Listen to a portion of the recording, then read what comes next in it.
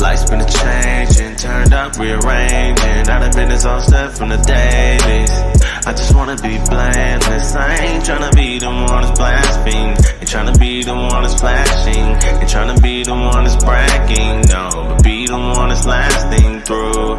And giving up. Here's the patience. Just remember the basics. And giving up. Here's your training. Just remember the basics.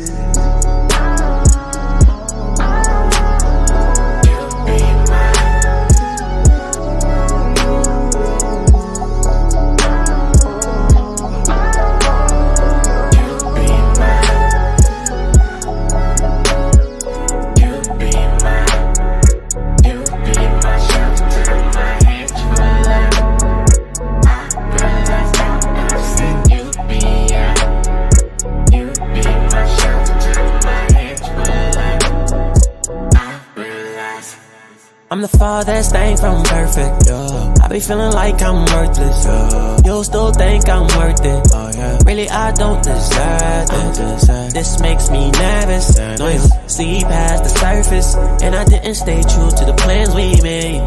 Did you a disservice, lost my mind when you went away. You ain't in and it's not the same. Just can't help but to feel away. Just can't help but to feel away. Lost my mind when you went away. You ain't in and it's not the same. Just can't help but to feel away. Just can't help but to feel away. You be my shelter, my hedge for life. I realize out of sin, you be my shelter, my hedge for life. I realize I've had enough for me. Give it all up to be perfect as you say. Don't you leave it up to me. I done had enough of me. Give it all up to me. Give it all up to me.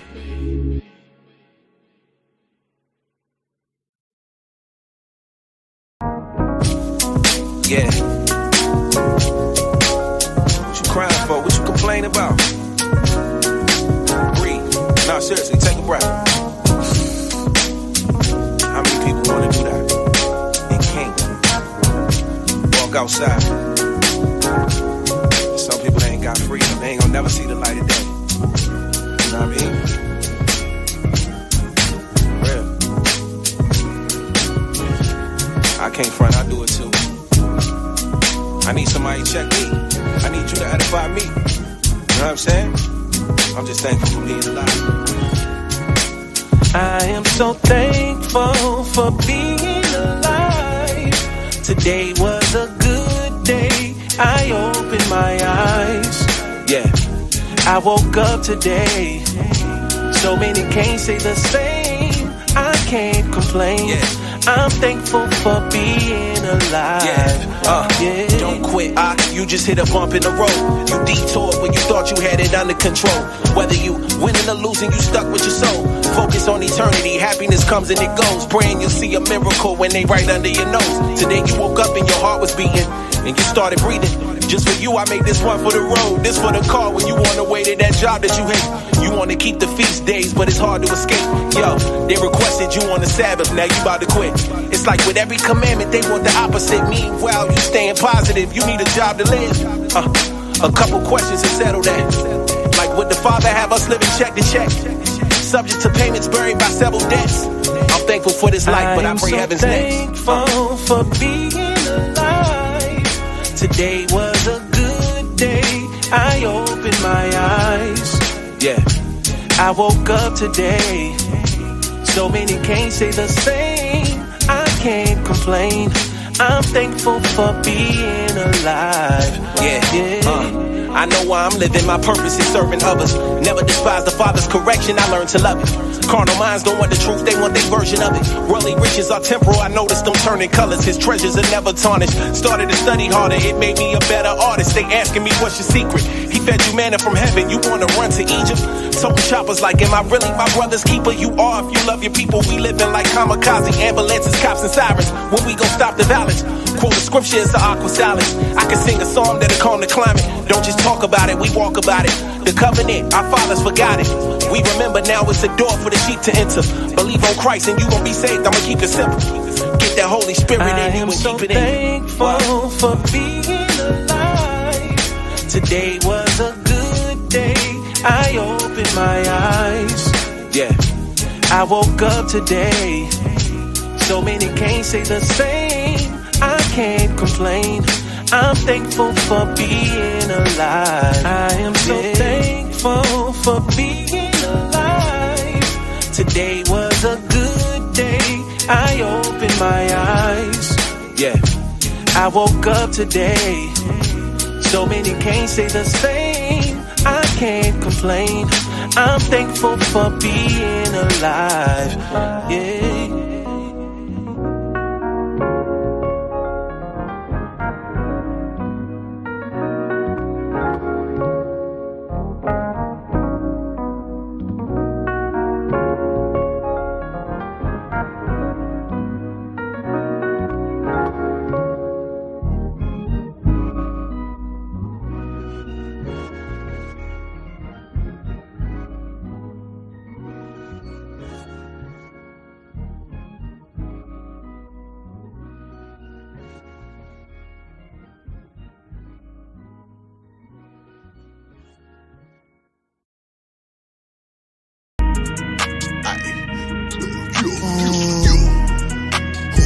Well, I let you phone.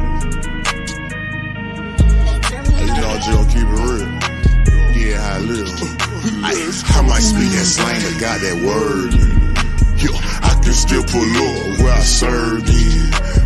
They watching my moves, they observing. Steam my brother, it's whatever for you. I'ma serve. Cashapp, what you need? I might speak that slang, but got that word.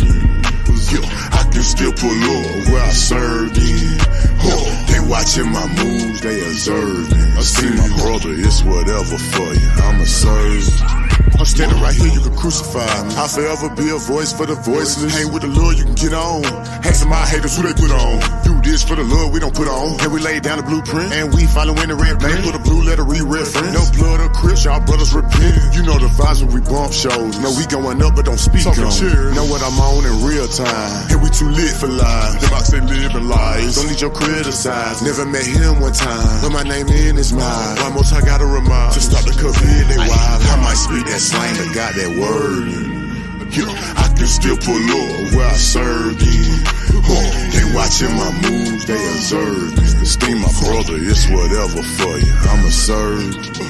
I might speak that slang, but got that word. Yo, I can still pull up where I served in. They watching my moves, they observe. Esteem my brother, it's whatever for you. I'ma serve. Yo.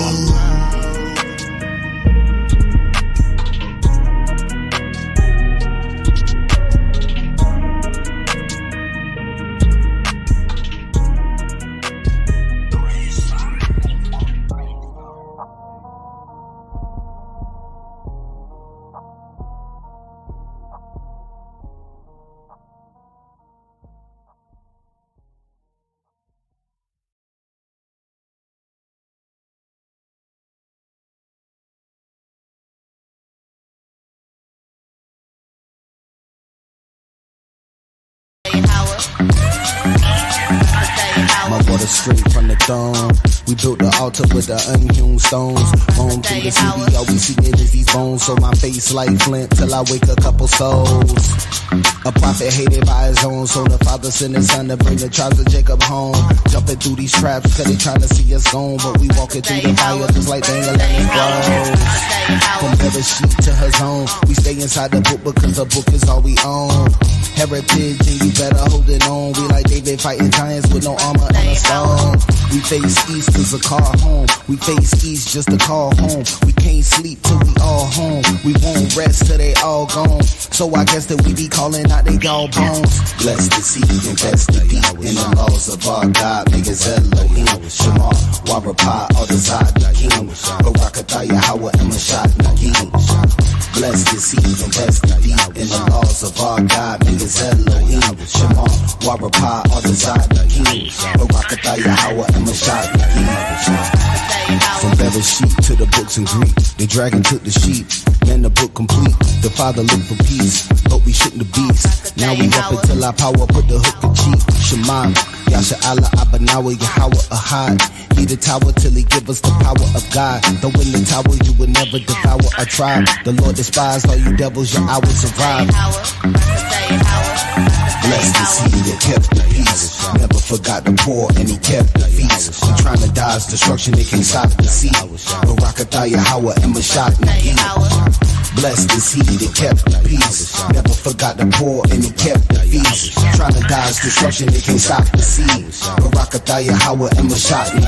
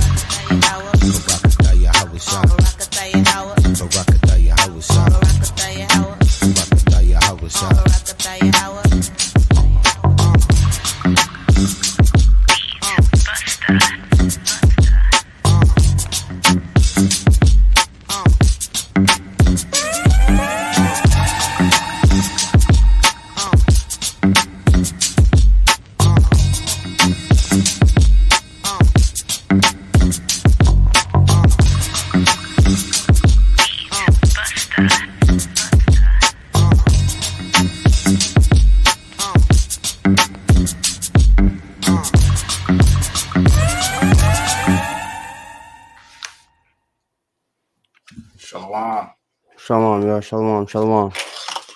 Shalom, shalom, Yasha'Allah. This is Officer Knock coming to you with Captain All, shalom. And we are the Anointed House of Saints coming to you with another Milk Monday class. Glad to be here. So we got a pretty interesting class for you today.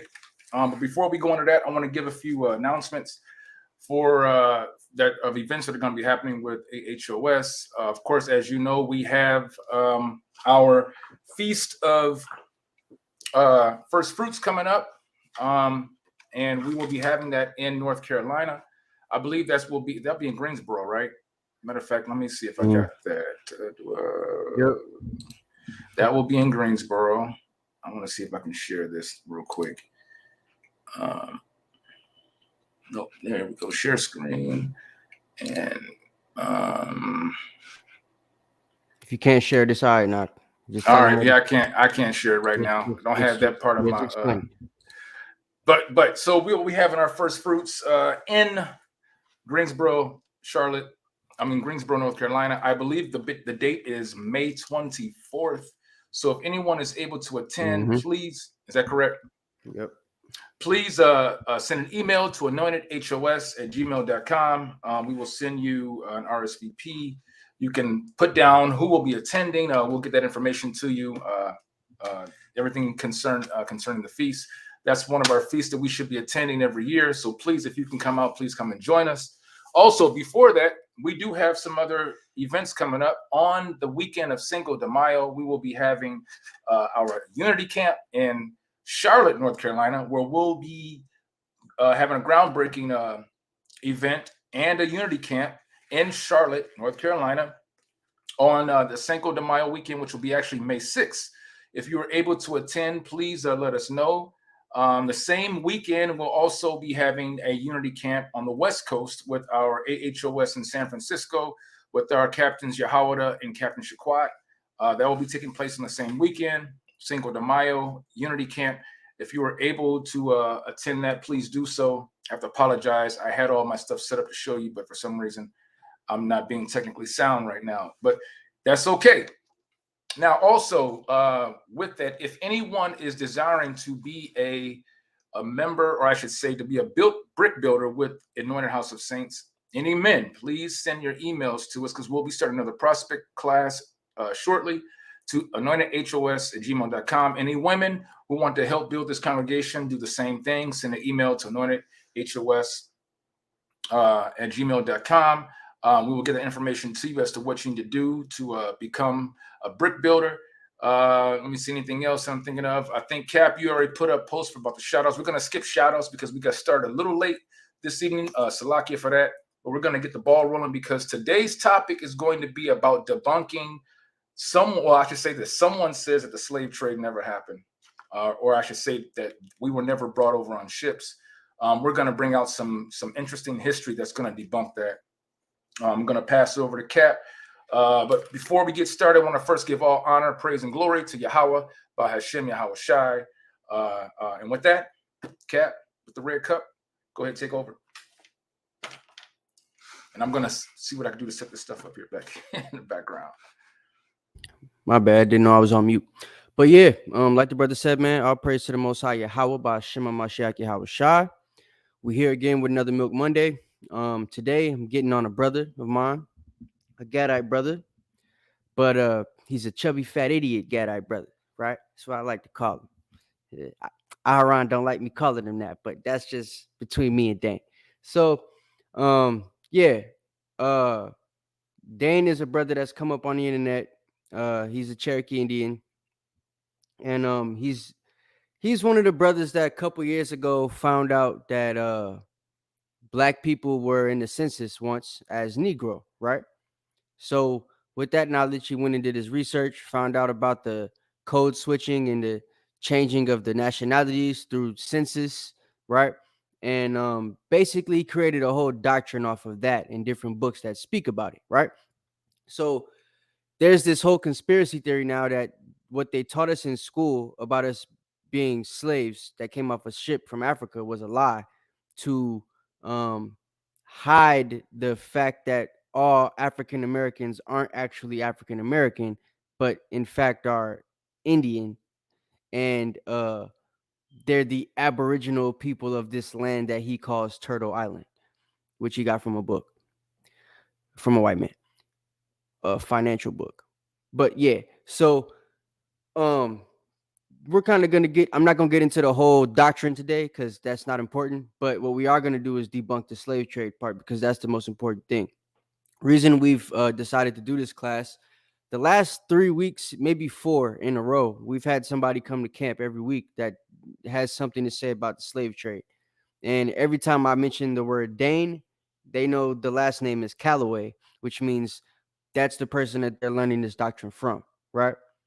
Shalom, everybody that's coming into the building. Y'all hit the like button when y'all come in, Baba Cashapp, so we get, get help from that algorithm. We need y'all help to keep pushing these videos. Y'all been doing good so far, but keep hooking us up. Keep helping us out, Baba Cashapp. But yeah, so Dan Calloway basically made a couple videos. I got one of them that we're going to play just so y'all kind of get a feel for how he teaches.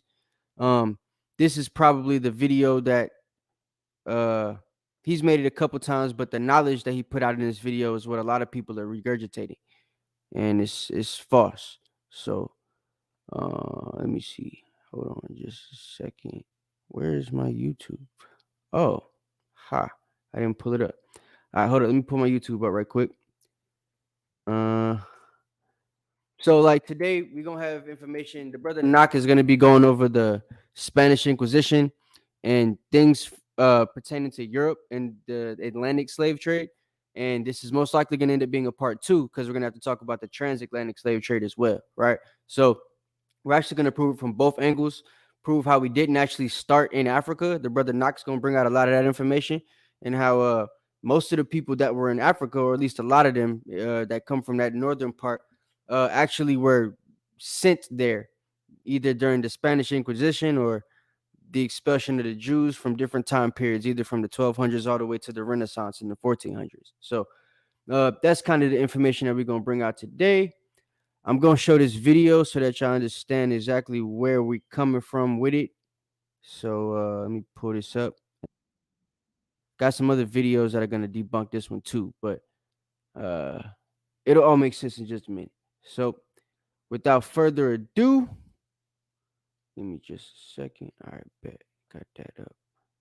All right. So y'all hit the like button when y'all come in the building. This video, he calls it African says Black Americans ain't Africans because the transatlantic slave trade doesn't add up, right?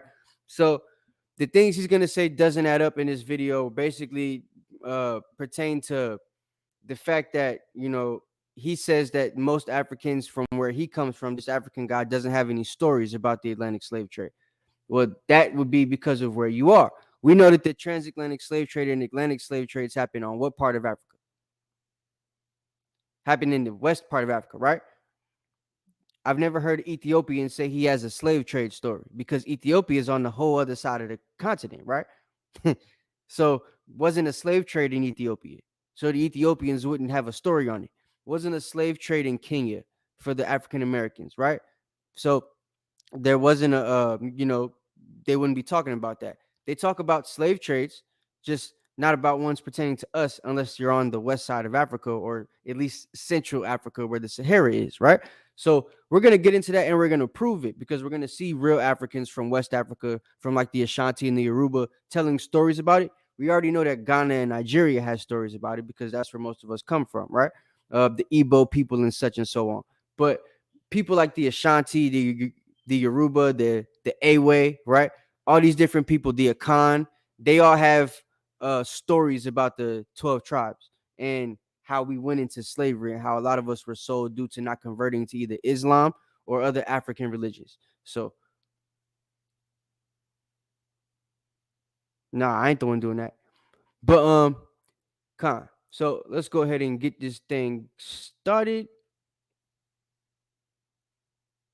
All right.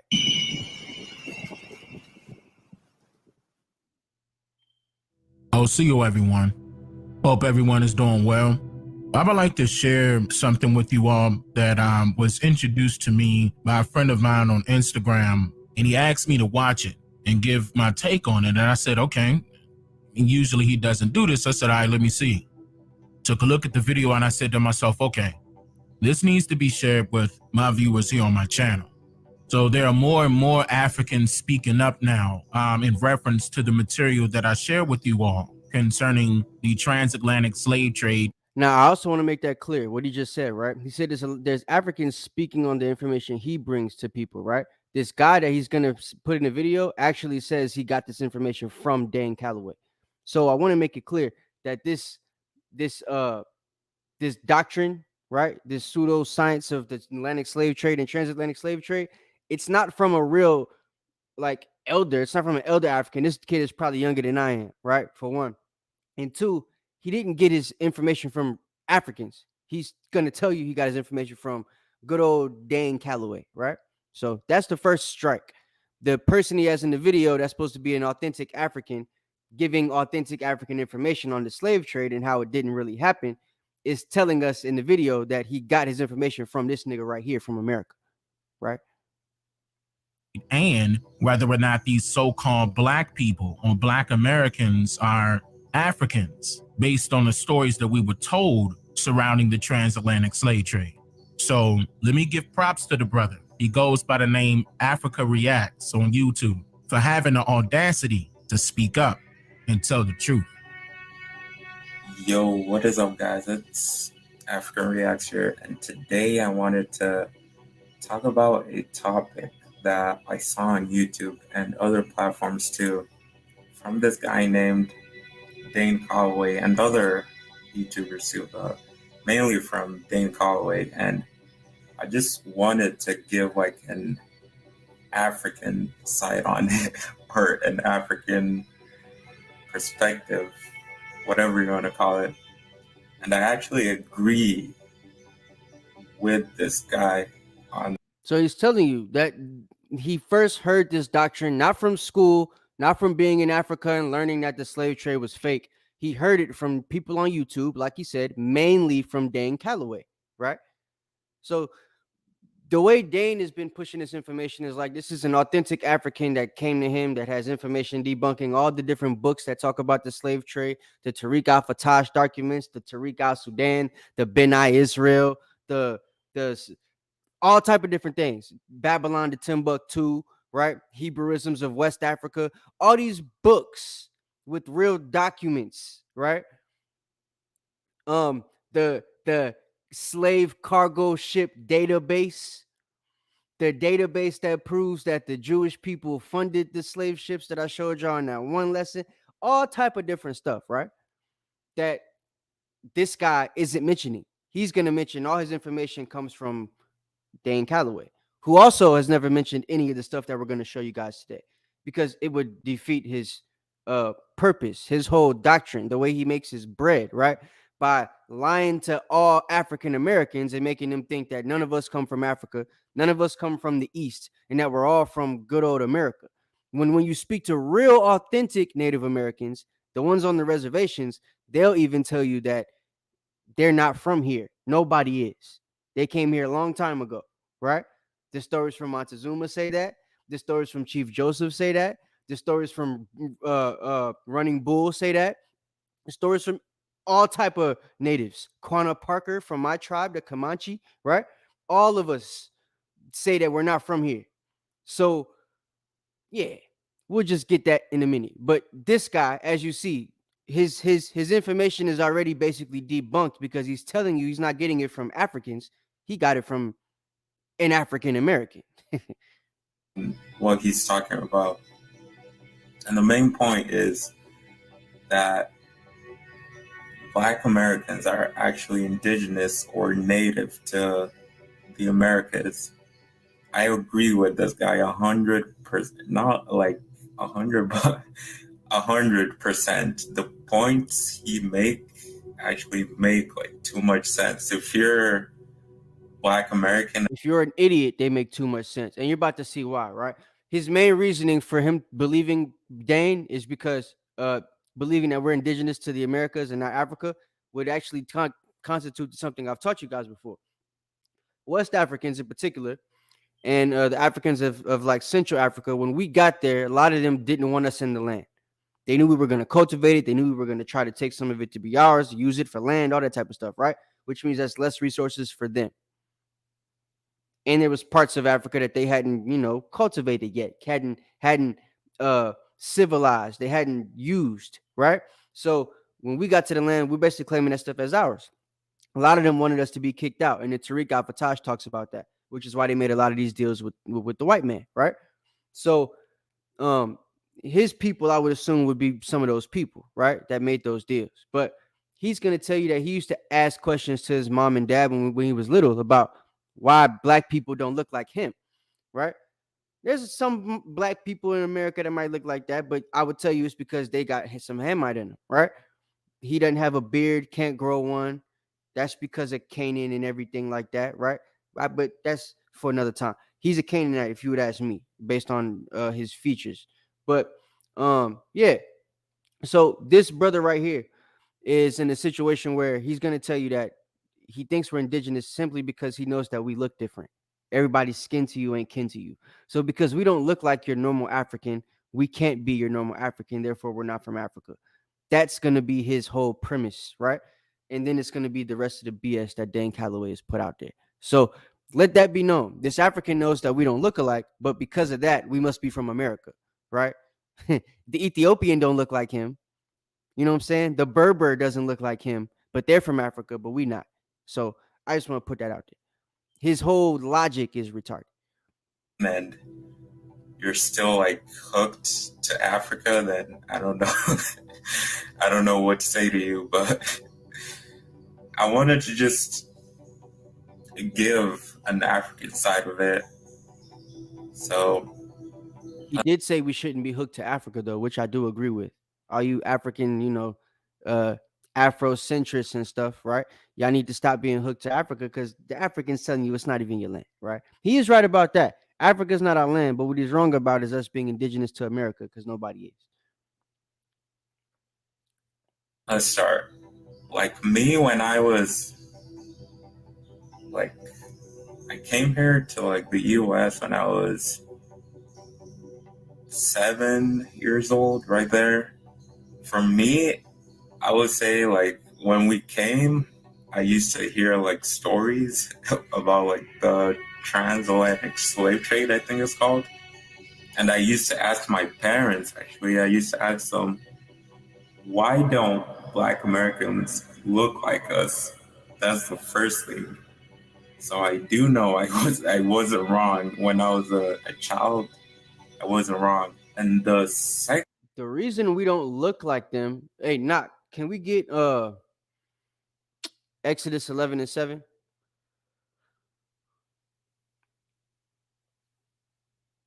You on mute. The book of Exodus, chapter 11 and verse 7. Uh-huh.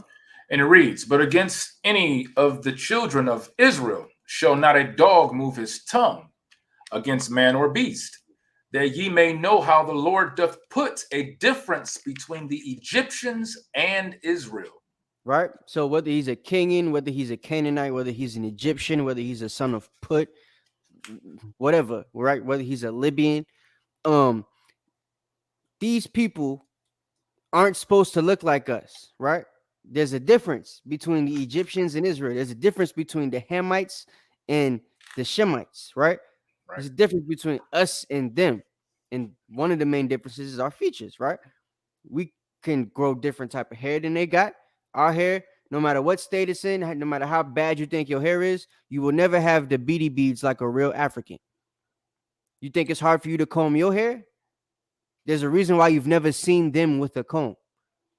Real Africans, you never seen them with a comb. You never seen them with a brush because they don't do that. It's no need to comb or brush their hair because it doesn't move much. The beads are so tight, you can't brush them out. I've tried. I got African homies that I tried this with when I came into the truth. One of them actually told me about the Akata word when I first heard about it, right? He's from Cameroon. Yeah, Akata, right? Cotton picker. Told me it means cotton picking Negro, right? And that his parents called me that behind my back. I was like, damn. But yeah, so it's very hard to comb out their hair, right? Most of them cannot grow beards. If they can, it's very thin, very, very, very thin, like an Asian man. You ever seen an Asian man with a beard? It's very thin usually. You usually don't see them with a full one unless he's mixed with something.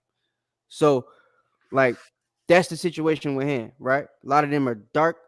They melanin in the sun shine a little different than ours. Ours is like it glow, like it shine, it sparkle and stuff. You can see sparkles when the sun hit us just right. When you see them, it looked right there with the light flashing on his face. It's just like a dull shine. Real talk. I always could tell a real Hamite versus an Israelite. Them kids that be dancing on the Instagram, the one that dance real well, that be doing the Shakira moves and stuff, the little boy, he's a Hamite. He look just like this nigga, right? So that's basically the difference. Me, hey Nati, I'm for real. You know I ain't lying. You can't comb out their hair, bro. Real talk. You ain't never seen Michael Blackston with a comb ever. You ain't never seen it. You're not going to. Akon had to put a PlayStation 2 on his head to be able to use a brush. You never seen him with one before though, right? So, yeah, it's fake. second point will have to be one that Dane himself made. Like, where are all the ships and all the boats? Yeah, it's not a ship, it's boats. And he's stupid. He said it's not a ship, it's a boat. A boat is really small, like the boat is the thing that the white folks be in the water in Florida with. Yeah, they don't be on ships. Ship is a Titanic, right? Here, let me show you guys something real quick.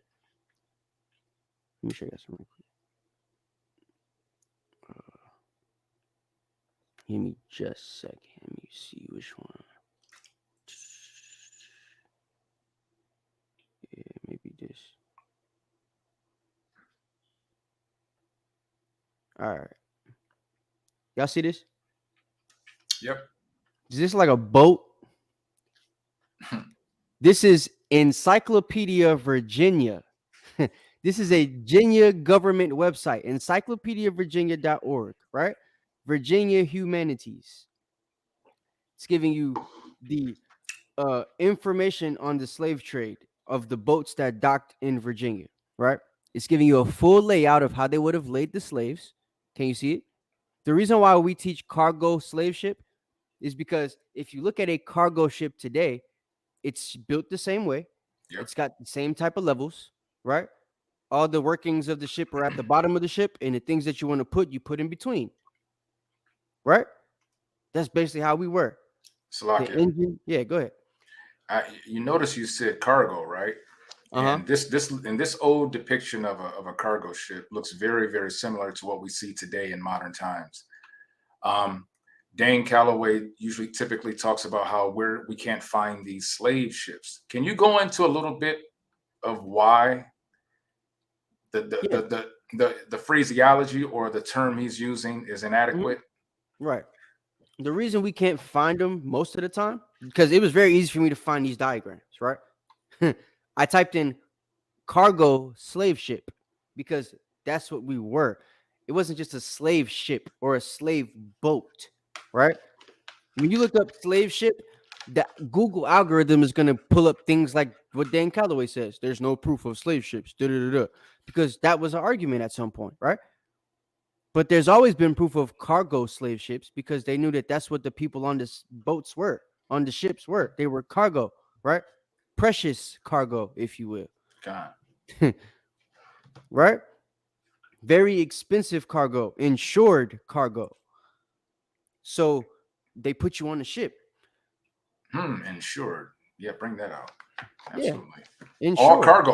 All cargo was insured. Right? All cargo is insured in Right. case it gets lost at sea, That's in right. case something happens to the boat and it shipwrecks, anything, right? Yep.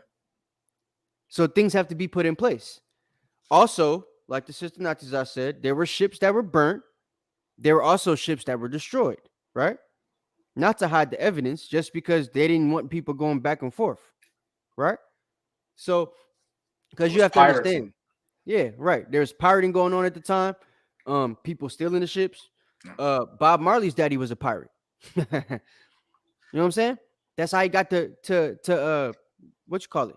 That's how he got to Jamaica, right? Stealing ships with niggas on them because they were still doing it back then. Go ahead.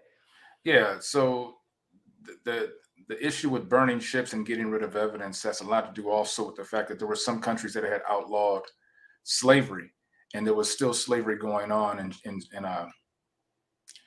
transportation of slaves across the Atlantic. So that had a lot to do with it also. They were trying to hide evidence, certain things. Facts. But I just wanted to show you this diagram, right? It says the slave ship was a means by which nearly 12.5 million enslaved Africans, Israelites, were transported from Africa to the Americas between 1500 and 1866. Important dates. Now, mind you, we would start in the 1400s, but they didn't stop at 17 something. They stopped at 1866 after Juneteenth, nigga. Right. The Charlos fight every Juneteenth because they think that we were done with slavery, but slavery stopped in 1866. Transportation. Yeah, transportation of slaves. Right, exactly. Facts. Via cargo slave ship. Not slavery itself, because we still had sharecropping. We had Jim Crow. All of that is typically slavery too. Yep. So, look, it says 12.5 million enslaved Africans. Dane Calloway and all the people that follow him are basically debunked. They're ignoring. They're not debunking. They're ignoring this history here. They're ignoring 12.5 million people that were put on boats, ships as cargo, stacked like this. It ain't us that make these diagrams. Let me see if I could zoom in and see. Hold on. Because there's a date on this diagram right here. It says 1828. It says 1828, right? I'm gonna see if I can zoom in though. So this is 1828 map. I don't know if y'all can see that, but it's 1828 right there. Goodness gracious. No, it's not gonna let me do it. It's wilding. It zoomed in on everything and then it made the picture small. Let me see. Yeah, it's not gonna let me do it. But see that? 1828. This is a copy, right? So it's from a book. So this diagram, I mean, we wasn't making books in the 1800s, right? So this don't come from a Negro. So Nope. that means this is a document picture. This is a picture of a document from the slave trade, right? That was put in a book. Most likely not for us to read, but for other white people to read, right? To have as documentation to prove the Atlantic slave trade. Most High says that things will be known in the last days, right? Things that was done in the dark gonna be brought to the light, and that's basically what's happening now. That's right. We're finding out how we were put in this situation. People like Dane Calloway are not trying to accept the truth because they found out they got a little bit of Indian in them. If you ask me, Dane is probably Judah, right? But because he found out that Negroes was once Indians, he's now trying to be a Cherokee, right? Ironically, he picked Cherokee, not even like a different tribe. You know what I'm saying? But just saying. So like, yeah. And my grandmother's a Cherokee, like a real one. She don't look nothing like Dane Calloway. Just saying. I could show you. But yeah, let's I wanna finish listening to the Hamite for a second, and then we're gonna get into some other stuff before I let Knock take over. Real quick. Many ships back then. Where are all the boats that they used? And the third point is, if you look at Africans, or not all Africans, but West Africa, you won't find like any stories that point to any like huge slave trade. If it actually happened, there will have to be like stories. Like if you go ask your great grandparents, if you're right. So if you're a Kenyan and you not even around the Atlantic slave trade, are you gonna have a story about the Atlantic slave trade? Is your grandparents gonna even know about it? No. Probably not. Do we have any stories about what's going on in China right now? That's like the equivalent. Just because it's Africa don't mean everybody in Africa know what's going on in Africa. What no Facebook or Instagram or news, you know what I'm saying? Google, Bing, CNN, MSNBC. Wasn't none of that back then. If you to just turn on the TV and find out what's going on. No, he's just a Hamite, Biz. He's just a Hamite. That's a Hamite in their natural state. They're much dumber than us. If y'all never met a real African, they stupid, like dumb. All them Nigerians that be coming here and stuff, getting the good jobs, those Jake. Real Africans, they like, hello. You know what I'm saying? And you could tell by his logic, right? He says there's no stories from Africa. Let's see what the Africans say. If there's any stories from Africa. Knock, say something right quick. I gotta put his video up. Con. Yeah, so I find it interesting that Dane Calloway is a type of guy, like we see a lot of our people, wanting to, stay away from what the Bible says. And that's basically what this is. He does not believe in the Bible, he does not believe in the scriptures. So they want to take a narrative where it's able to monetize himself. This is the new era where all of us can get on a YouTube page and call ourselves having a podcast and look up information off of Google. And because we see Indian and that, those no slave boats that we can't find no chains at the bottom of the ocean and different things like that. Now they want to come up with this idea that now this is Turtle Island and that, we've always been here. And it's just kind of sad because we have so much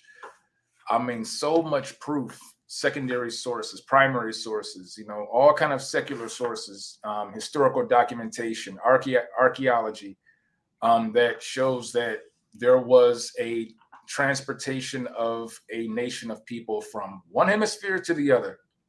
And we're going to bring that and prove that. We're going to show with the documentation, historical references, secondary sources, that this was going on as early as the transportation of our people from one side of the hemisphere to another side of the hemisphere. So you ready? You got it up? Yes, sir. Hold on. Okay. Let me hold on just a second. My bad. Yeah, so All right. we're gonna bring that out. Here. All right. So here we go. This the African guy, right, just said that there's no stories. That his third point, I'm gonna show y'all some more ship stuff after this, but his third point was that if the Atlantic slave trade really happened, there would be stories. He didn't say from all Africa, mind you, because But for some reason, I oh, feel wait. more awkward. He got smart for a moment and realized, yo, everybody in Africa wouldn't have stories on the Atlantic slave trade because it didn't happen in all Africa. So he Right. kind of caught himself and said, well, not all Africa, but at least West Africa, there should be stories, right? I'm not going to pull up any stories on Nigeria because we all know that damn near the whole Nigerian population attests to be Israelites when you go back to their stories. They say the whole Nigerian people come from East Africa, right? So that would West. count for the Yoruba. Yeah, well, no. They're in West Africa, but they come from East Africa, is what they say. Oh yeah, So- from that area. Yeah. So that counts for the Igbo. That's Yoruba, right? So right now we're gonna hear from the Ashanti and people from Ghana, right? And hear what they say. That just leaves out the Akan and the Awe as other groups, and then the groups that are associated with them, right? So like that's most of the people that come from us. The people from Benin and all that stuff, they're scattered amongst either Igbos, Yoruba, Ashanti, Akan, right? So like this whole group, and I'm gonna show you guys the Negro land map in a minute to prove that they had Jews in the Negro land map, which is why they made the map to find us, right? In that region of West Africa. So let's just hear what this Ashanti king has to say about the slave trade and his brothers coming back to Ghana and stuff like that. Talk to him about the slave trade, but for some reason, I feel more awkward about it than I did in Ashanti. Tell him my great grandmother came from the west coast of Africa.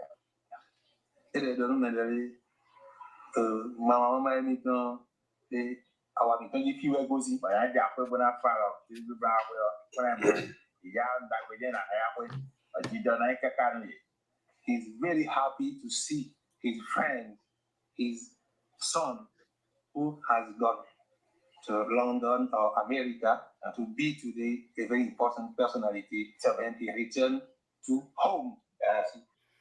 The king said he's very happy to see his son that was taken from Africa to London or America and has come back and realized where he belongs and has come home. How do they know he was taken from West Africa and believe he should come back if they're indigenous to there? If he's indigenous to America and we don't have no stories, why this whole chief here? You know what I'm saying? This is during the land of the year of return when Ghana was allowing black people to come back and get land. This is one of the chiefs that was allowing him to do that, right? Why did he allow his whole nation to allow us to come back if we're indigenous to that land? Mind you, this chief also says that his people are Israelites. You seen the dude speaking with the beard and stuff, right? So like, the guy that's doing the CNN interview and the guy that was talking to him, they both had beards. The chief didn't because that's part of their custom. But everybody else, the rest of the men got facial hair. So it's like they still keep some of the laws and stuff like that to an extent, but we know that they're going off, just like a bunch of our brothers here in the Americas was going off. But the point is, they accepting the slave trade and that they know about the story because it was a real thing, right? And his brother that was brought over there, he actually accepted the man coming back while mentioning that he was involved in the slave trade. Thank you.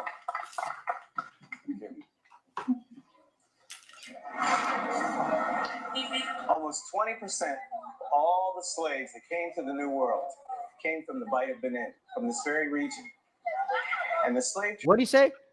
Over 20% of all the slaves, not the migrants, not the people that just wanted to come to America for a better life, to come into America crew. Nah, he said the slaves, meaning they were brought there against their will. meaning there's a history behind it, and there's a story that those people over there in Benin could testify to, right? So why is he in Africa with the people, but Dane Calloway gets to be over here in America, ain't never been to Africa, but could tell y'all that there wasn't no slave trade and that they don't have no stories? Because an African that's not from West Africa told y'all that, right? And obviously he don't know much about West Africa because he said there's no stories and we could find one on YouTube. I didn't even have to do no Google search. Wow. Look what it says. African Hamites sold Hebrew Israelites into slavery. And this is what popped up. I didn't make the title for the video. Somebody else put that up there. That means you're not trying to find the information. You're just trying to ignore it. You're trying to follow whatever doctrine Dane put out there, right? There's a reason I call him dumbass Dane. Because to regurgitate the information that he puts out, you have to literally ignore history that's been, historically verified. Right. Right.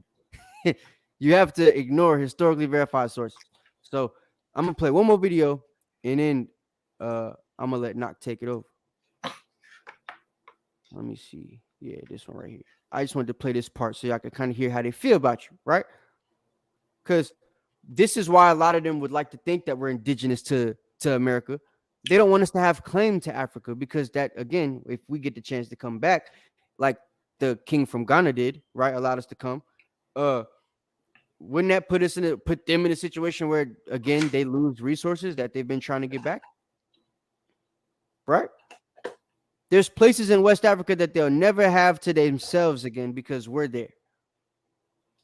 If they could choose to have it their way, they would move us all out, put us in America, and take that land back for themselves. Yeah. So any doctrine that they could put out there, they're going to use for that, right? But this video is going to prove that that's really how they feel, that they'd like us to stay in America because we've been in America that long. They don't want us to come back. They don't want us to have a right to come back. One, because they know that we're not the same people. And two, because they know that we're not the same people.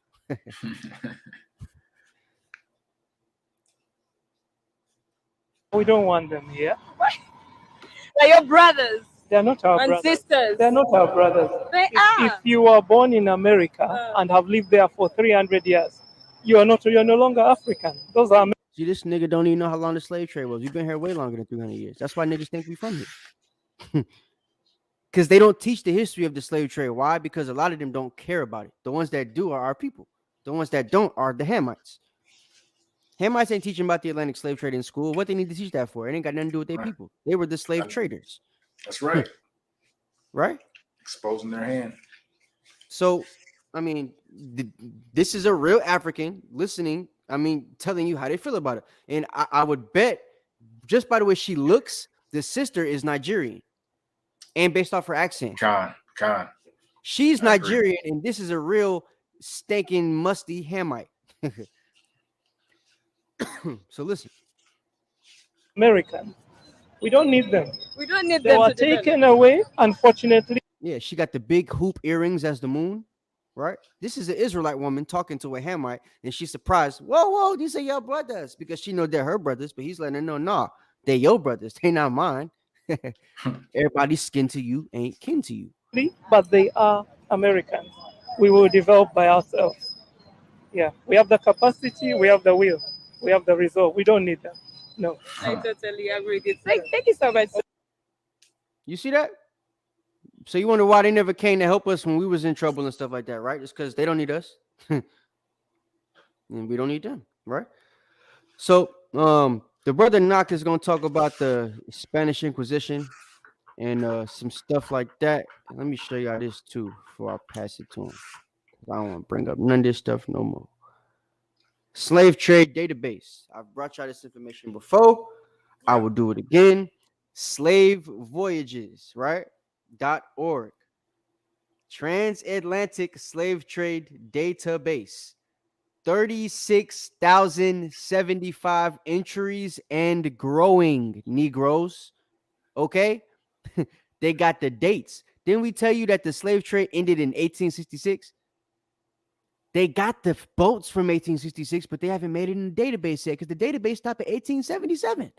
I think last time I showed y'all it was at 1811. So that means it's still growing. They're still recovering information on the databases from the slave ships, right? So we got, look, Mozambique to Rio de Janeiro, Mozambique to Bahia. They don't even know where the hell this place is, but they got some place called Bahia, meaning they probably renamed this place, right? That's right. That's It right. exists, but it's not called Bahia no more. This is probably the Bahamas, right? Pernambuco, right? Some of these are names from like names that we gave the place, and they called it something else. You know what I'm saying? And they haven't put in the database what the name was changed to because what they wrote down on the paper, the authentic scroll that had this information on it, has the name that the native gave them of the land, right? Is it making sense to y'all now? You see the name of the vessel, the boat, the ship, the cargo vessel that the slaves were put on. You got the names of the boats. What they made all these names up. There's certain databases where you could get the person that insured the ship. I'll show y'all that next week, right? I'll show you that. Yeah, go ahead. Actually, I'm glad you got this up because this kind of will segue right into what I'm going to bring out. If you go all the way to the right of this list, right, what do you see? Captain's name. I was just about to touch on that. Okay, well, go ahead. I'll let you touch on it then. No, shit. I was just about to say you see the captain's names here, so they can't be lying about the captain's names. They got real people you could Google. You understand me? You could click his name, right? Bruh, look, they got information on the man. Yeah. He's got one voyage ID. The name of his vessel was the Pastora de Lima. He's from Portugal. He brought his people from Portugal. From where? Oh, he's Portugal. From to where? Portugal. And where does it say to Brazil? Huh? That's interesting. To Brazil, right? And ain't that what they speak now? Portuguese? Yeah. Damn. Okay. Rig, type of vessel, Bergantium, whatever the hell that is. That's a type of boat. Yeah, there you go. The water. That's a type of boat, right? Type of ship. Like we got Mercedes-Benz S550. You know what I'm saying? Aston Martin DBS. This is the cargo slave ship Bergantium. Right? They even got the model of the ship, bro. You can't tell me this is fake. Particular outcome of the voyage, sold slaves in America. Oh, Americas. Subsequent fate, unknown. Did they make it? Who knows? Right? But they got the date. They had to have made it because they got the date and the number of slaves that they have on the ship. Interesting. Right? Place where voyage began, Rio de Janeiro.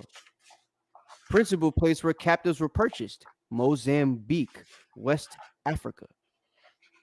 Place where they landed, this place that they changed the name to. All right? This is just one person. They got data on these people. And when you put their name on Google, other websites have data on these people because they're real verifiable people with ancestors that live to this day. You could ancestry.com this cracker right here and find his people living in, I don't know, Portersdale, Texas or something. You know what I'm saying? So, yeah, I just wanted to show y'all that. You know what I'm saying? This is real stuff, real data here that has been tracked. It's been used. It's been documented. It's been put on a website for all of us to find because due to the corporation that is America, once information like this becomes public, they cannot hide it from the public. So they put everything out. They have to. Why do you think we got the information on the Balfour Declaration and then moving the Jews over here and stuff in the Truman Library? Because everything America does, they have to tell you. I told y'all about that book they have that they come out with every 4 years where they tell you everything that's going to happen in the next 4 years. I forget what it's the Global Trends book. That's what it's called. You can get the PDF for free because they have to give it to you. Just niggas don't know that. So, you know, I just wanted to put this information out there. Spanish Inquisition, just so y'all know, because we was talking about where the people come from. Let me give you the definition of this so Knock don't have to do it, so we could just teach.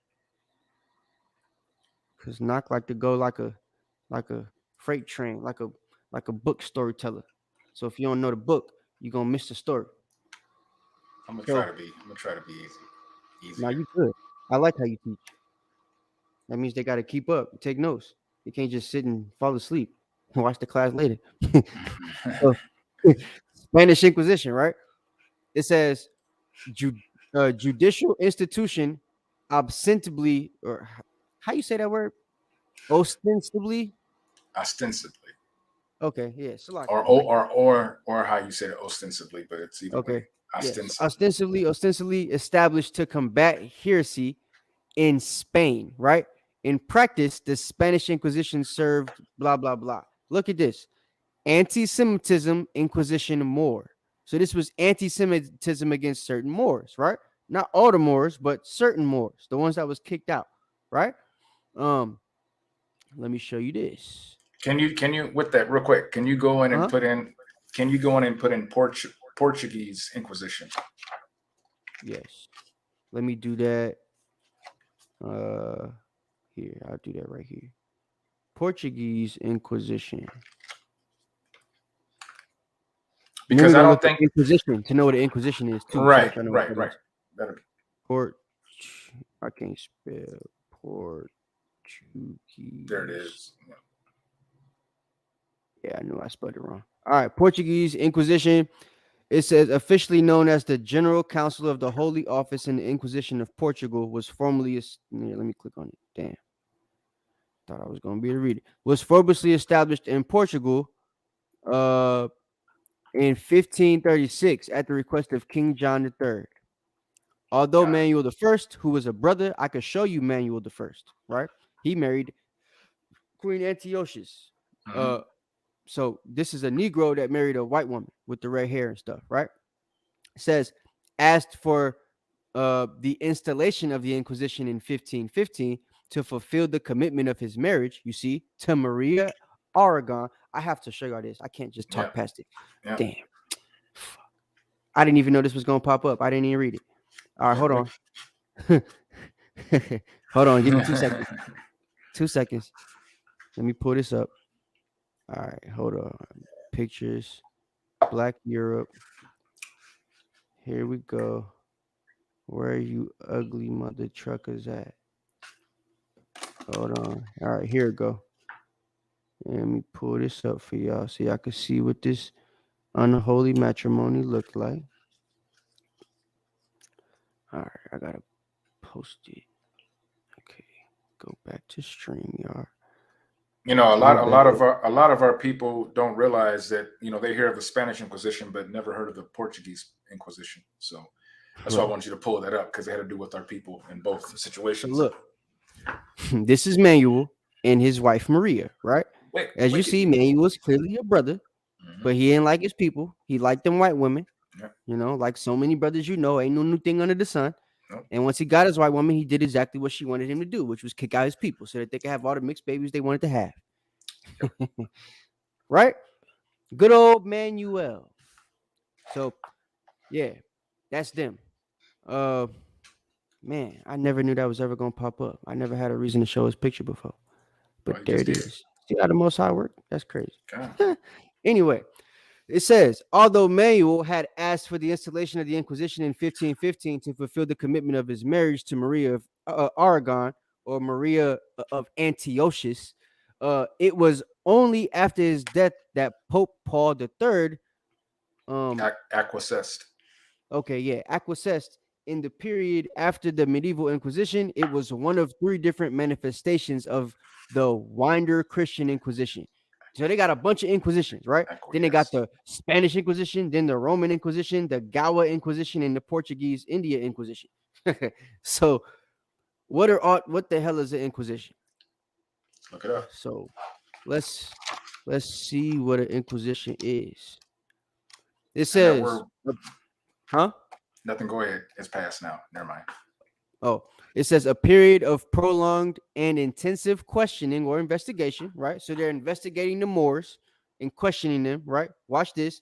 An ecclesiastical or church tribunal established by Pope Gregory, is that 4th or 6th of 1232 Huh? Is that 6 or Gregory 4? the no, that's a 10 and a 11, 1. 10, It'd be 11, 9. It'd be 9, 9. whatever. Pope Gregory, right? I ain't Roman. So Pope Gregory, from 1232 for the suppression of heresy, right? It says it was actively chiefly in northern Italy. This is important. Northern Italy and southern France becoming notorious for the use of torture, right? So this ecclesiastical tribunal that was supposed to stop heresy was known for torturing Negroes, right? Moors, through this investigation that was prolonged and intensive, right? Throughout this medieval time period. That's what the Inquisitions were. And the different Inquisitions were the different people in charge, or the different nations in charge of kicking us out of their land at that time. So when the Portuguese did it, they was kicking us out of Portugal. When the Spanish did it, they was kicking us out of Spain or making us convert to Christianity, right? If we didn't convert, then you was kicked out. That's the way it worked. Same thing that happened in Africa with the Africans when we was taken back to the Dutch lands after this, right? That's right. So That's right. that was their whole MO. If they don't do what we want them to do, we're going to put you in slavery. And ain't that the same thing they did here once they got us to this land? Exactly. See? That's exactly right. It's because we were under the same people the entire time. So that's right. One last thing. Let me see. What is it? Negro land. Mm-hmm. Oh, let me get this first. Expulsion of the Jews, just so that they know about this. It says, so the mass exodus and expulsion of Iberian Jews began in 1492. Very, very interesting date, huh? Mm-hmm. Now, mind you, we just mentioned Italy and France, right? Watch this expulsion of Jews. It says Sicilian Jews were affected soon afterwards. So it says the Inquisition started in the 1500s, but they were kicking Jews out of Sicily in 1492. So what you have to understand, the reason that this is also the reason why we look at Sicilian people, a lot of them, as Israelites, because many of them are products of like people like Manuel the First and Maria, right? So they had kids that they could go either way. They could look like me, or they could look like Blake Griffin, right? And if one of Blake Griffin looking people have a baby with another white lady with an Italian, then the kid gonna have black hair and he gonna be able to tan real well, but he's gonna look like a white guy, right? That's right. So a lot of them Sicilians, because of the way that they were brought about, and because of how long we were there from the time of damn Paul to now, Right. You know what I'm saying? Because Paul was going to Spain. Brother's going to bring that out as we go through this lesson, right? So with that being the case, Spain and Italy right next to each other, right? These people that was brought to Spain was eventually brought to Italy, which is Rome, right? And they were all put in captivity. So eventually, the same way that Manuel was able to take over and sleep with the white women, the other people was doing the same thing. So there were a lot of Sicilians that were able to blend in, but they were still holding on to the fact that they were Jews. They were still keeping Israelite customs. And because of that, it was getting in the way of the Roman church, right? And the things that they wanted to do. So they started kicking us out. And that started in 1492, the same year that Pope Alexander Borgia, Cesare's daddy, became the Pope. The same year that the Portuguese queen and Alexander and the what's his name, Columbus, decided to send Columbus to the Americas with Luis de Torres, an Israelite, to come and find the Israelites, right? Right. Yep. So all of this happens in 1492. So I just wanted to put that out there and allow you guys to understand. All right. So with that, I gotta show y'all this Negro land map, and then I'm gonna pass it to Mike. So this is a zoom in of the Negro land map. Some of y'all might have seen it a little bit, right? If you start at the top and you zoom in, you see they have places where they know Arabs are at, right? But then they've also got places where they know we are at. Where you see these kingdom of the Benays, that's us. Yeah. Let me see. Axar, kingdom of Gubar, Zanafra, that's us. Kingdom of Bidu, kingdom of Gogo, Agago, kingdom of Judah, with Hada Judah, Kingdom of Jabu, Benin. All of this is Negro land, people. Hey, Cap, see if you can find the islands off of the west coast there with that map real quick. Let's see. See if you go back to the right. I want to see if there's any. Nope, go down. It's going to be right over where Benin. Right here, right? No, go down. Right over in the Benin area. And right as the slave coast, go down a little bit. Let me see if there's any. All right, there's an island right. All right, there we go. See those islands right there? Look. You see that? St. Thomas. Saint Tome. San Tome. Okay. That's important for the lesson. The brother got some stuff that they took us here. This one of the first places that they shipped us off to from Europe, right? That's right. When they was kicking us out during the Inquisitions, this is one of the places where our people went and settled, right? I guess to get away from everybody else. But well, actually, it was almost like a holding place. So they held us here for a holding ground for the slave trade. Right. Got you. Wow, that's crazy. They took you all the way down here to hold you. That's some bullshit. Yeah. Well, they already had plantations, or I'm sorry, they had already colonized the West Coast by this time too. So yeah.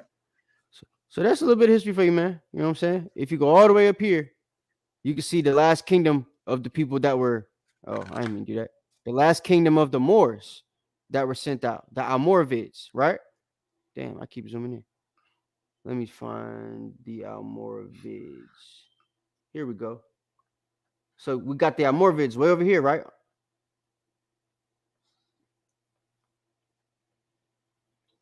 See that?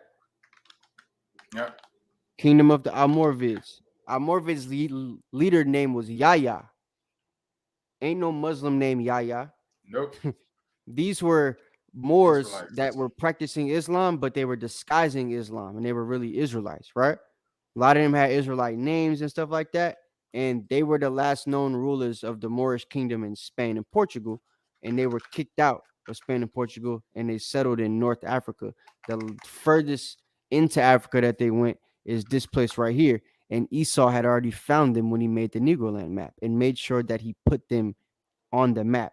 So I would bet you that a lot of those brothers were also put in the slave trade as well because they're marked, right? If they were real Arabs, it would say Arabs like it does here, right? The Simrim Arabs, the Ifegu Arabs. You feel me? These are not Arabs. The Almoravids were more than Moors. They was Israelites. Black Moors is what they called them, right? So, yeah. I just wanted to show you that, give you that history. But go ahead, Knock. And like I said, it's gonna be a part 2, could even be a part 3. So don't feel bad if we don't get everything out tonight. We're definitely gonna get it for you next time. All right, Con. So why are we going here? What does this have to do with Dane Calloway? As Captain said earlier, again, Dane Calloway wants us to believe that there were never any ships that came over from Africa or from the Western Hemisphere. I'm sorry, from the Eastern Hemisphere to the Western Hemisphere that brought our people over. So what I wanted to do is I wanted to go back far further than what we were taught in the public school system. First I want to find out this. How many people remember in the chat? Let me know. Put a 1 if anyone remembers being taught any history of the transatlantic slave trade in school. Put a 1 in the chat real quick for me. And then I got a second question after that. Yeah, I got 1 too. Give you a little bit of time. Put a 1 in the chat if you have ever been taught anything about the transatlantic slave trade while you were in public school or private school or any schooling here in America. All right, here they're rolling in now. You got a couple. Con, that's true.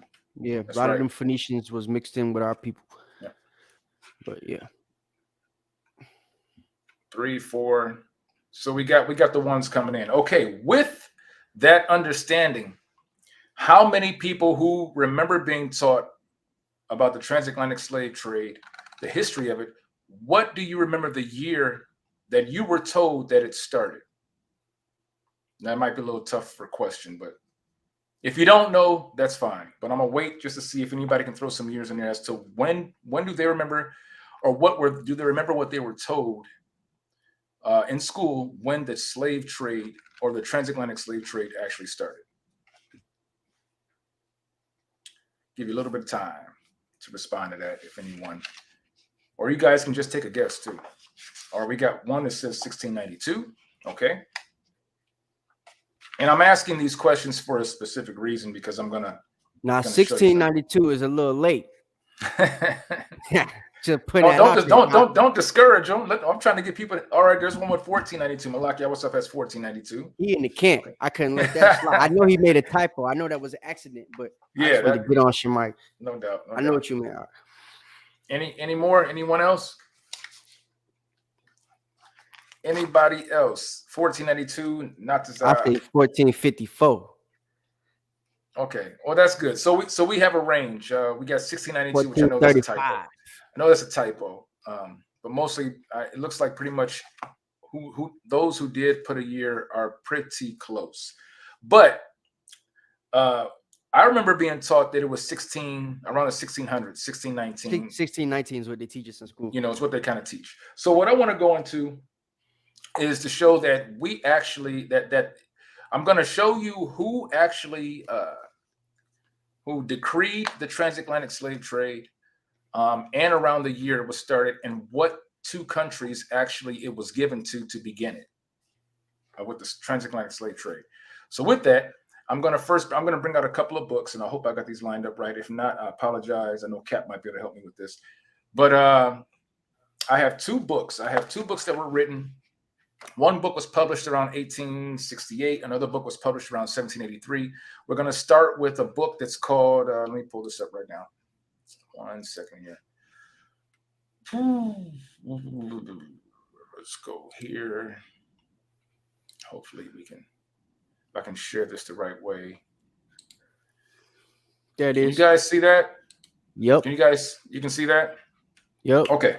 So we're just going to go through this book a little bit. This book is called The Jews and Moors in Spain. And this is kind of lemming back off of what Captain was bringing out about, the Moors ruling at a certain time and showing that also our own people were living amongst the Moors and living as Moors in secret. And we're still practicing our laws. But I want to show this book here. Before you go, Prince Henry, the navigator, he's of Portugal. He's the devil that basically made them comprise that Negro land map that we showed you guys. He's the reason for that. He was the one looking for us, right? And he had a map maker once he found everything and stuff like that, go out there and make the map for him. And that's how we have the Negro land map. The reason they called us Negro when we came off the ship is because of the map that they used to find us, right? Go ahead.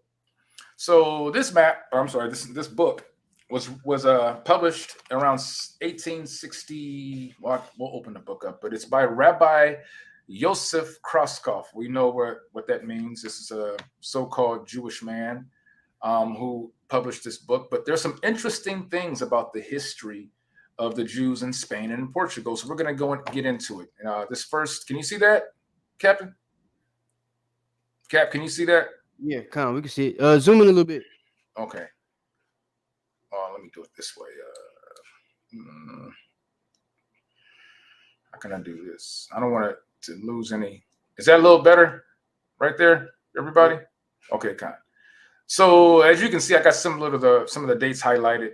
This is when he was actually presenting his book to different congregations. We see in Kansas City, Missouri. I think there's some other places where he was just presenting his findings and his studies.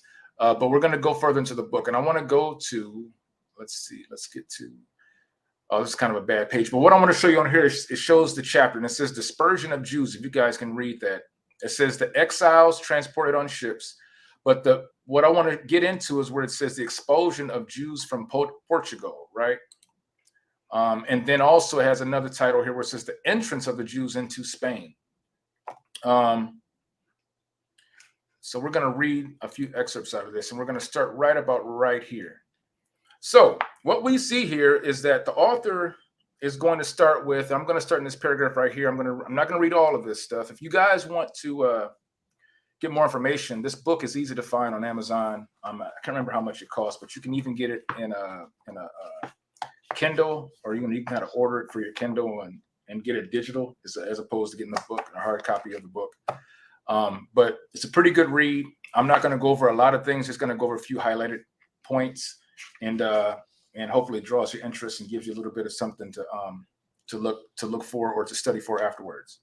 So we're going to start with reading. It says, we know that the Romans became complete masters of Spain in the 2nd century BC. 2nd century BC. So it's saying that the Romans were conquering. They had conquered Spain in the 2nd century BC. A number of Israelites domiciled there. So they're saying that when they had conquered Spain, there were a number of Israelites already living there. It reads about 60 AC, which is after Christ. Now, you guys see the Jewish word, you know that it's because Amalek is trying to put himself in this. He's trying to throw himself in there. Right. But we'll see later on that this is evidently talking about us, right? I better get that book. Tawabia said it's only $7.99 on Amazon. After we put this video out and get a couple views, they're gonna raise the price up to $250. So better get it now. Right. So it says about 60 AC, the Jewish community of Spain must have been strong and influential enough to make the coming of the Apostle Paul among them necessary. Interesting. This is saying that Paul, it says that it was for Paul to have made mention of traveling to Spain. Now, we can find that in the scriptures, Israel. We can find that Paul made mention of traveling to Spain. Now, we will say this. It does not say if he actually went.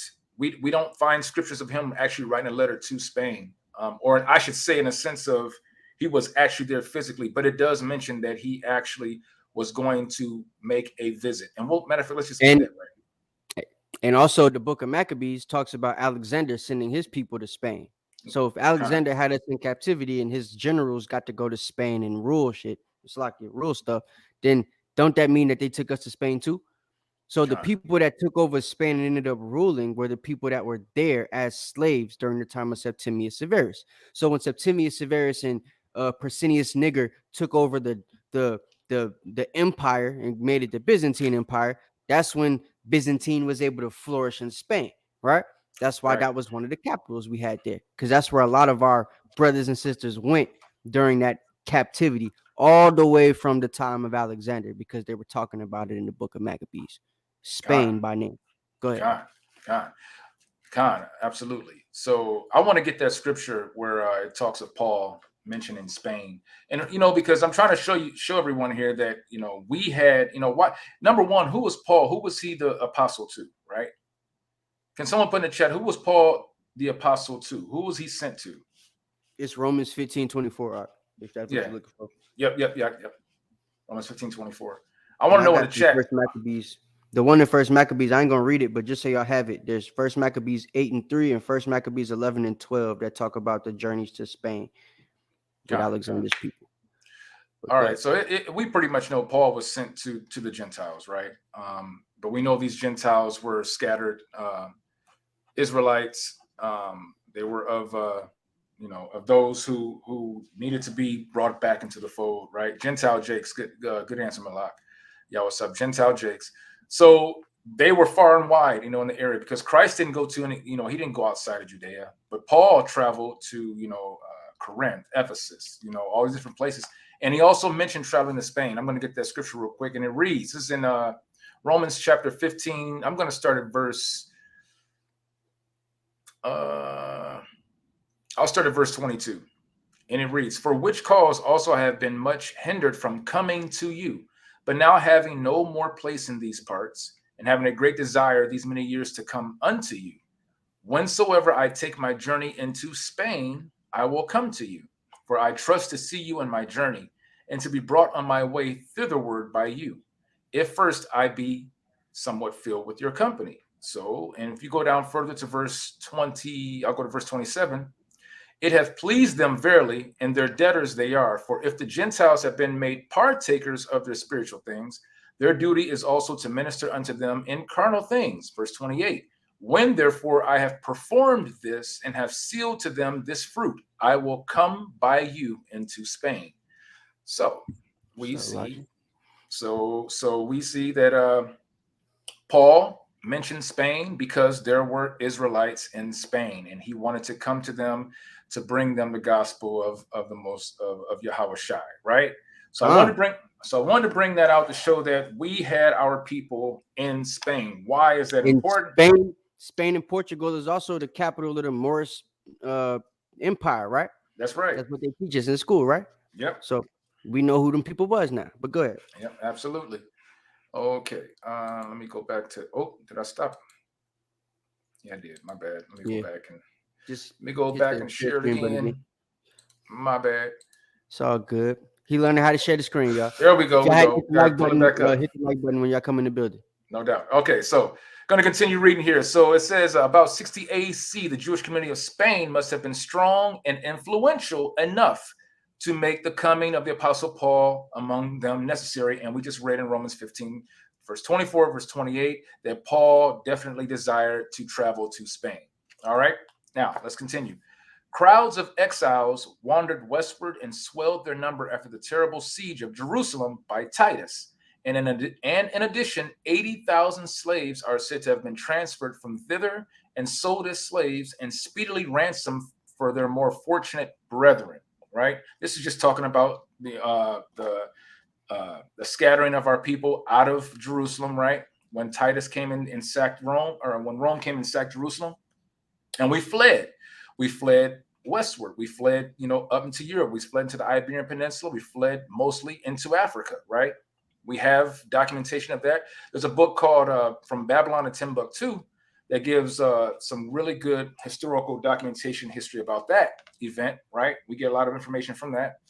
We're going to continue to read. We're going to only pretty much read the highlighted because I got a few extra pages. I got a few pages here to show you guys. So let's go on with the highlighted part. You come down, it says, it could not have been otherwise. In habits, aims, and ambitions, there was an organic difference between the Jews and their warlike fellow citizens. The Romans, as well as the Visigoths, were wedded to military life. Every other calling or pursuit was degrading in their eyes. Trading or tilling the soil was in their eyes only befitting the slave. The uncertainty of their future, the roaming life, their habit of living from plunder developed in them traits that were opposite of those of the Jews. The Jew hated war. His love for home was intense. His industry and frugility, his religious life, and his love of study were proverbial. And so in proportion as the others increased in brutality and ignorance and poverty and moral corruption, the Jews reached the heights of prosperity, morality, and intellect. So what this is really going into is that during the time when the Jews or the Moors were ruling and the Jews were living in Spain and Portugal, it was a very prosperous time for our people. I think the book From Babylon to Timbuktu gives a paragraph of how studious, how industrious, how intelligent our people were. Anywhere we went and we were keeping somewhat of the laws, we thrived. So there's nothing different when we went to Spain and Portugal. We got wealthy. We got really rich. We had a lot of other nations who loved everything about us, even though they didn't love living around us. But it showed that we grew and we were a very famed people wherever we went. Right, that's what that's really going into. So it's just kind of giving you an idea of before the Renaissance and Esau came back. This is what was going on in Spain and Portugal. Let me see. I think I'm going to skip this. It's not what I want to go into. Okay, let me. I want to concern the Jews in Spain. I don't want to go into that. Right there. I'm going to skip past that. What I want to get to is this right here. So in this book, now there was a time when the Spanish Inquisition caused, or even before or right during or after, caused the expulsion of the Jews to leave Spain. They were ordered a certain amount of time to leave Spain. And what they did is those who left migrated southward, which we know that if anyone knows about the Iberian Peninsula, it contains the countries of Spain, which is on the top, and Portugal, which is like on the southwest bottom portion, right above North Africa, right? So what these Jews did when they left Spain or were exiled out of Spain, they flowed into Portugal, right? And so this is the account that we're going to read about, is when the Jews were kicked out of Spain or expelled out of Spain, they flowed down into Portugal. And we're going to see right here on this paragraph. And it reads, nearly 150,000 souls made their way by land to Portugal, whose king, John II, dispensed with his scruples of conscience so far as to allow his greed to triumph over his creed. He granted them a passageway through his dominion on their way to Africa. So King John II, he granted them a passageway, right? But not only did he do that, he did this. It says, and the permission of an 8-month stay in his realm in consideration of a tax of $8 a head, which immense sum he levied from the native Portuguese Jews. So he was basically just trying to make money, right? But something happened. He gave them an 8-month stay to take money from them, but he also allowed them to walk through his country so they could go on into Africa, right? Let's continue. I'll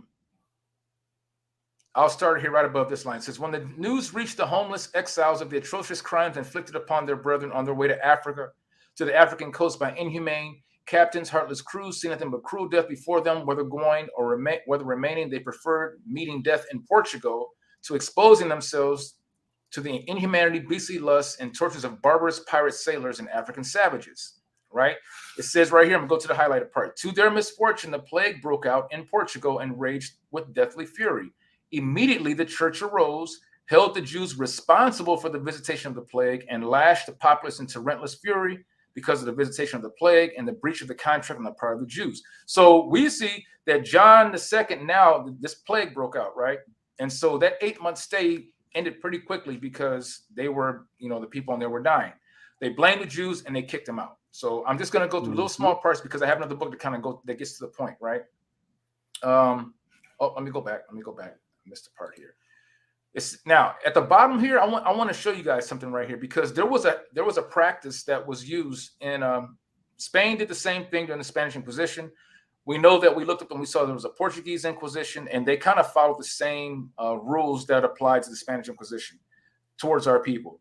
And during the Spanish Inquisition, there was laws that said that if these people did not convert themselves, they would be exiled. But not only that, if they had children who were about 13 or 14 years of age or younger, their children were taken from them. Now we see this as a curse in Deuteronomy, right? And what is that? Deuteronomy 20:30.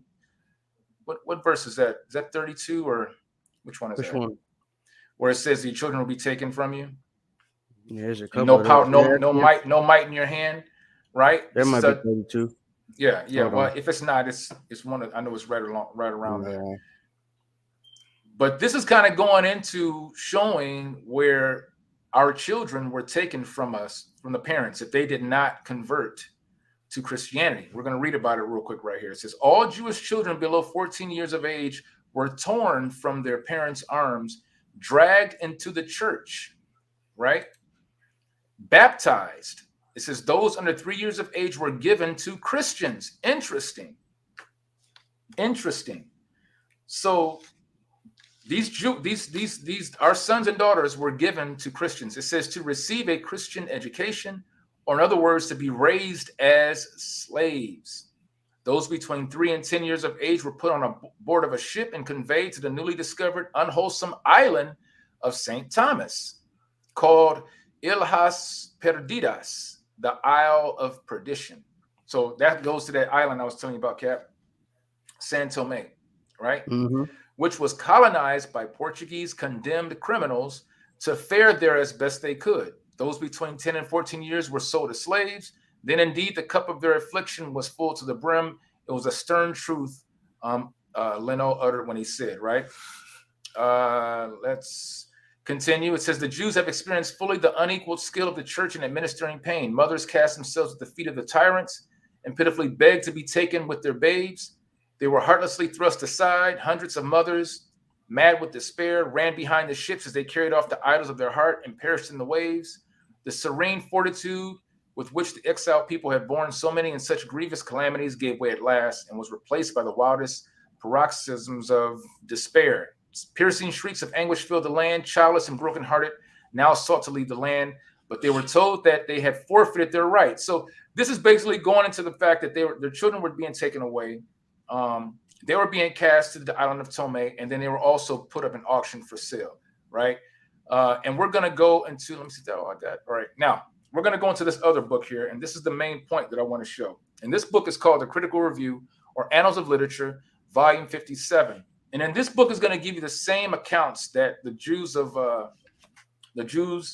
and Moors in Spain is going to talk about, but it's going to go a little bit, it's going to give a little bit more detail as to why we're bringing this topic out to debunk Mr. What's his name again? Dane Calloway. Calloway. Right. Dane. Dumbass Dane. Dumbass Dane. That's what you call him. Right. Right. So we're going to go into this book. We're going to check this out. This book is called The Critical Review, or Annals of Literature, by a Society of Gentlemen, Volume 57. This was published in London, and the year, his Roman numerals, the year was 1783. 1783, our people were still in captivity. So this would have been written during a time when we were not allowed to read, or we were not allowed to study to show ourselves approved, in a sense, right? Let's get into it. All right. I'm gonna start down right. Before you do, I just wanted to read this brother's comment, because it's literally the fact of what's been going on with Dane Calloway and how he gets people, right? So the brother says he had been introduced to the truth about 8 months when he heard Dane, right? So people that typically come across him, they're hearing information. They're either trying to wake up, trying to look for something, trying to find out who they are, something like that, right? They end up coming across his videos because they found out they got some Indian in them or something, right? So, yeah. Now, I also want to put out there, not everybody that watches his stuff and thinks they have some Indian in them really have some Indian in them. I also want to put that out there. Just because you're a Negro doesn't mean that you have Indian in you.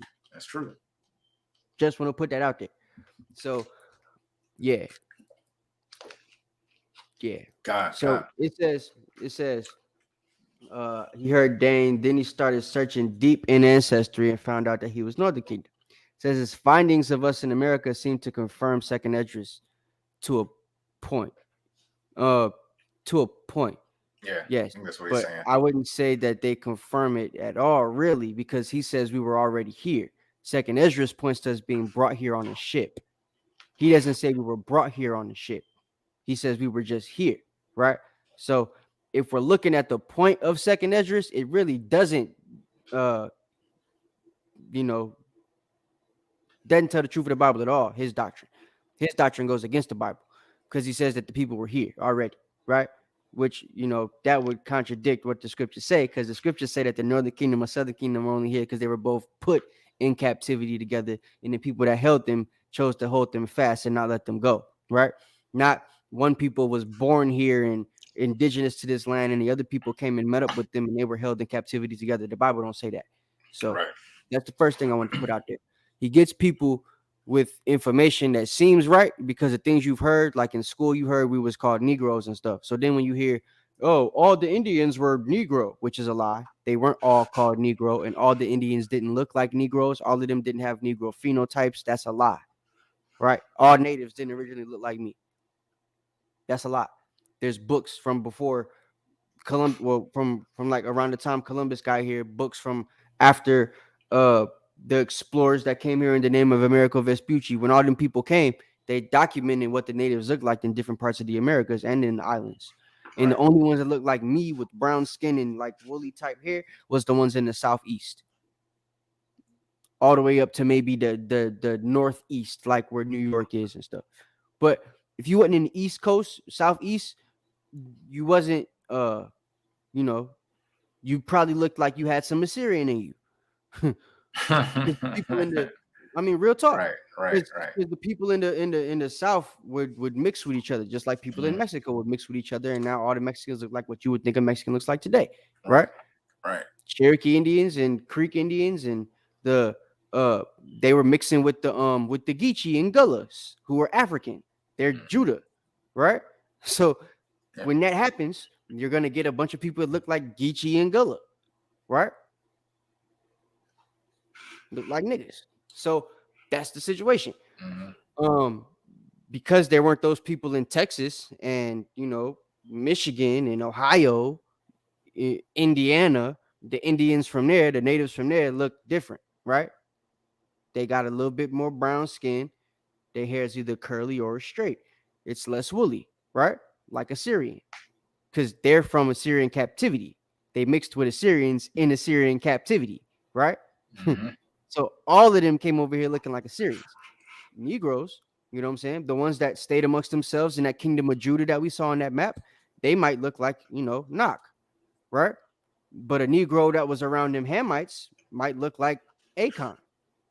You know what I'm saying? God. So that's the difference. But go ahead. God. Good stuff. Good stuff. So let me get back to this here. Where am I? It made me lose my screen. Hold on, let me look for it here again. I know it's somewhere. Where's there? He's not going to talk about the Hebrew connection because he don't want us to know about that. To know that the natives spoke Hebrew would make you think, well, how if they from here and Hebrews from over there, right? So Right. he can't get into the language. He can't get into how the Algonquin language, the Iroquois languages, all that stuff. It all goes back to Hebrew. Right. Yep. Okay, good stuff. Always. I mean, that just shows how much of a diverse people we are, and the things that happen to us. I mean, it all started from the east and brought over to the west. So we're going to continue here. This book right here is going to go into a little bit more detail. I think you guys are going to get going to somewhat enjoy the information out of this book. It was published in 1783. It's called The Critical Review or Annals of Literature by Society of Gentlemen, Volume 57, published in London in the year of 1783. So let's get into the book. I'm going to start with this is an article from a foreign article starting at page 140. I'm going to start right here. If you guys can see my cursor, I'm not sure if you can, where it says Pope Nicholas V, right? But let's get a little bit of understanding of who Pope Nicholas V is first. Can you see this right here, Cap? What's the show? Did I switch it? It's a book with still the book with yellow writing. Okay, so it's still the book. I thought maybe it would have switched over to. Nah, you're gonna have to click the link again and what you call it. If you're trying to switch it to something else, you're gonna have to click that thing. I wanted to bring it. Yeah, I wanted to bring up. Pope the Pope real quick here. Do that Pope real quick. Pope Nicholas Pope Gregory. Pope Nicholas. Right here. Can we see that? Pope Niklaus. Yeah. Yep. Pope Nicholas V. Just to show that he was a real person. But this man right here, I'm not even going to go into any of this. I just want to show that this was actually a pope, right? Because the book is going to talk about him, right? So that's what we're going to do. We're going to wait. Is there a question on whether he was real or not or something? No. They're going to mention him in this book. I just want to kind of show, just to give an idea of. Right. We're not doing Dane Calloway stuff. I got you. Right. So yeah. So let's go back to this book here. Wait a minute, hold on. I got the wrong. Yeah, that's it. Here we go. So we've seen the Wikipedia show Pope Nicholas. This is what it says. Now I want everybody to really pay attention to these highlighted parts. Really pay attention. Remember what Dane Calloway said, but not only that, think of the curses in Deuteronomy 28. Think of everything that we've been taught, that you've been taught to identify who you are today. And think of also take into account the things that were not taught to us as far as who we were and where we were and what we were doing before slavery, right? Because this is some powerful stuff. Whether you want to believe it or accept it or not, this was written in 1783. I'm just going to lay it out. Here we go. All right, here we go. So it says Pope Nicholas V in that famous bull. If anyone wants to know what a bull is kind of like a law or a decree by a what do they call him? The papal bull, right? Exactly. Papal bull. It's like an executive order. Exactly. That's exactly what it is. Yep, exactly.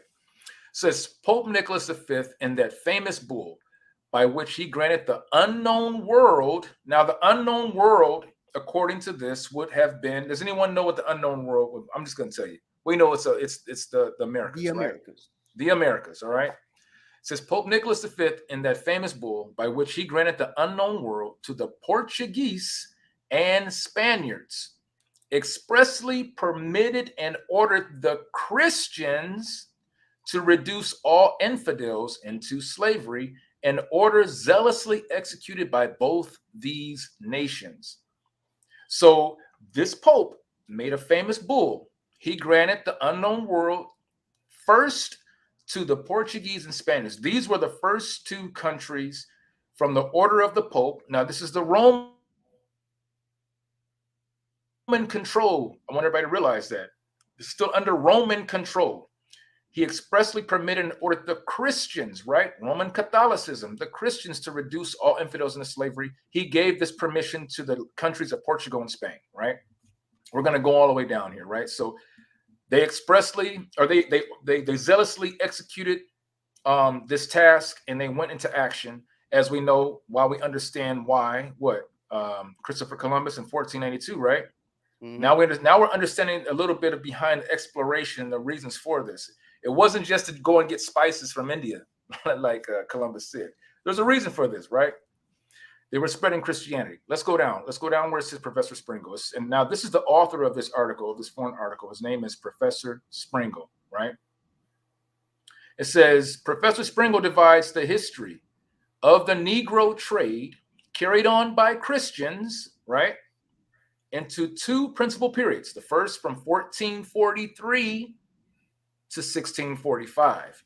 1443 to 1645, right? And the second from 1645 to the present times, which at this point in time would have been 1783.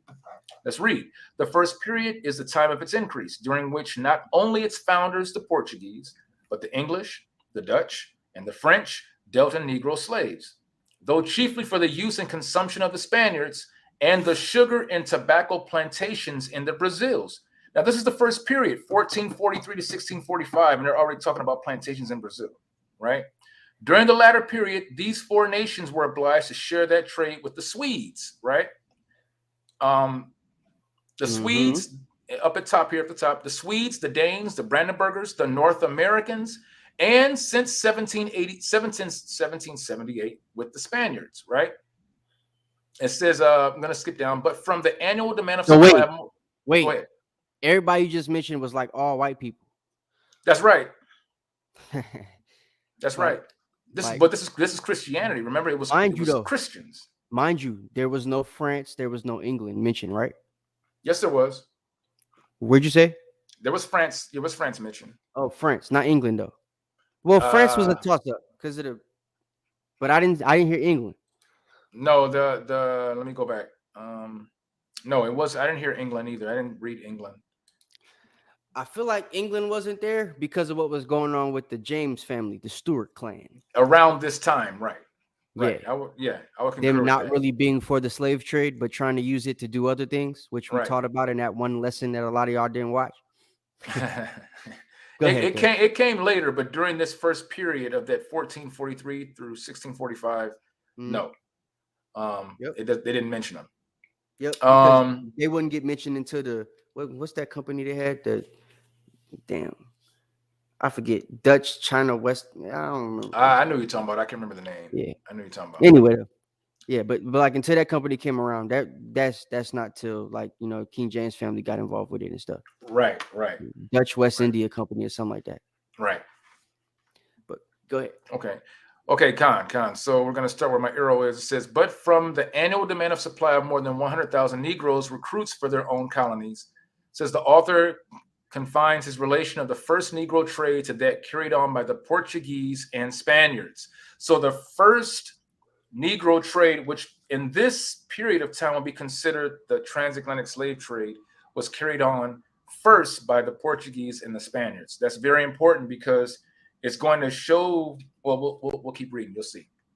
Let's start here. Gonzalez was the first Portuguese who, in 1442, returned with Negro slaves purchased instead of the Africans. Interesting. Instead of the Africans. So now it's just a distinction here. They were actually going in return with Negro slaves instead of Africans. So that kind of shows right there. They knew that we were two different people. If you say Africans are all Africans, and even the Portuguese and the Spanish, they knew that we weren't. It said, who had till then been carried off by mere violence. I'm going to skip down. It says, so that in 1455, not less than 700 or 800 Negro slaves were annually exported to Lisbon. Now, this is interesting because I have brought up on one of our channels, I spoke of the Lisbon massacre, where it said that close to 4,000 of our own people, Negroes, were burned alive in front of a church. That happened in 1506. So it shows that hundreds of Negroes. This proves that there were Negroes in Lisbon. To that, 1455, not less than 700 or 800 Negro slaves were annually exported to Lisbon. So we see that there were some in Lisbon, right? Let's go down a little bit further. Now, this is the part I'm going to start right here where it says Prince Henry colonies were enlarged, because this is a very juicy information, some very juicy information right here. This kind of debunks pretty much all of what Dane Calloway is saying, because we see it written here and highlighted, right? It says Prince Henry's colonies were enlarged by his successors, King John II. Yes, King John. If you look up King John II, you will find him on Wikipedia. He was a real person, right? In 1492, very interesting year, Captain Eliel brought out the fact of the things and the events that were occurring in 1492. So in Portugal, King John II of Portugal in 1492 expelled all the Jews to the island of St. Thomas. Captain Eliel showed the Negro map, right? And it showed the Negro map where I told him, I said, kind of, move down and see if there's an island that says San Tome. He found the island. This is going to give some explanation of what that island was for. It says King John II in 1492 expelled all the Jews to the island of St. Thomas, which had been discovered in 1471, and to other Portuguese settlements on the continent of Africa. So in 1471, the Portuguese had already colonized the island of St. Thomas, and other Portuguese settlements on the continent of Africa, right? Which is that West Coast area. It continues, it says, and from these banished Jews, the black Portuguese. I'm gonna read that again, just in case you guys didn't catch that. And from these banished Jews, the black Portuguese, as they are called, and the Jews in Loango, who are despised, even by the very Negroes, are descended. Interesting. So now we can actually see that when the expulsion of the Jews from Spain and Portugal, they were brought down to the island of San Tome, it's telling us right here in black and white that these banished Jews were also called the Black Portuguese. Not only that, but they were brought down into the west coast of Africa where there were other Negroes, because it says that they descended from them. But it says they were despised by these other Negroes. That's interesting, because what you're going to realize, if you think about it, if Spain and Portugal was so successful during the time of the Jews and of the Jews and the Moors when they were ruling, they were keeping the laws. But there were Negroes who live on the west coast of Africa who were not keeping the laws, and they didn't like each other. That's all it's really saying. It's kind of how we have, we have our eyes evil toward our brother today, right? But that's all it's basically saying, right? It says, and from these banished Jews, the Black Portuguese, as they are called, and the Jews in Loango, who are despised even by the very Negroes, are descended. By these colonists, St. Thomas soon became a considerable place of trade and valuable for its sugar plantations. Let's move down. These Negroes were purchased in Guinea, Congo, and Mani-Congo, and the colonists and plantations had furnished from 150 to 3,000 Negro slaves. In the beginning of the 16th century, the Spaniards and Portuguese began to transport Negroes. No, they didn't. Yes, that's what it says. No. They began to transport Negroes for similar labors to the West Indies and Brazils. Well, they must have been transporting them via airplane, because wasn't no ships found in that water, Rock. Right. Interesting. It says by which the transporting them via hot air balloon, Rock. Was it hot air balloon? It must have been. Then I guess I don't know, But then it says, by which the Negro trade was rapidly increased, right? The Spaniards on their first settling, right? The Spaniards on their first settling in the West Indies immediately treated the natives. Now check this out. Now this is going to go into a little bit of the fact of when they got over there to the West Coast, right? Or when they got over to the West Indies. It says the Spaniards on their first settling, because we know Christopher Columbus did what? He sailed the seas in 1492, right? No, he didn't. They ain't had no ships. That's what they said. Hey, that's what they're telling us, right? That's what we read. It says immediately treated the natives of that part of the globe according to the Pope's instruction. What was the Pope's instruction back, Pope Nicholas V?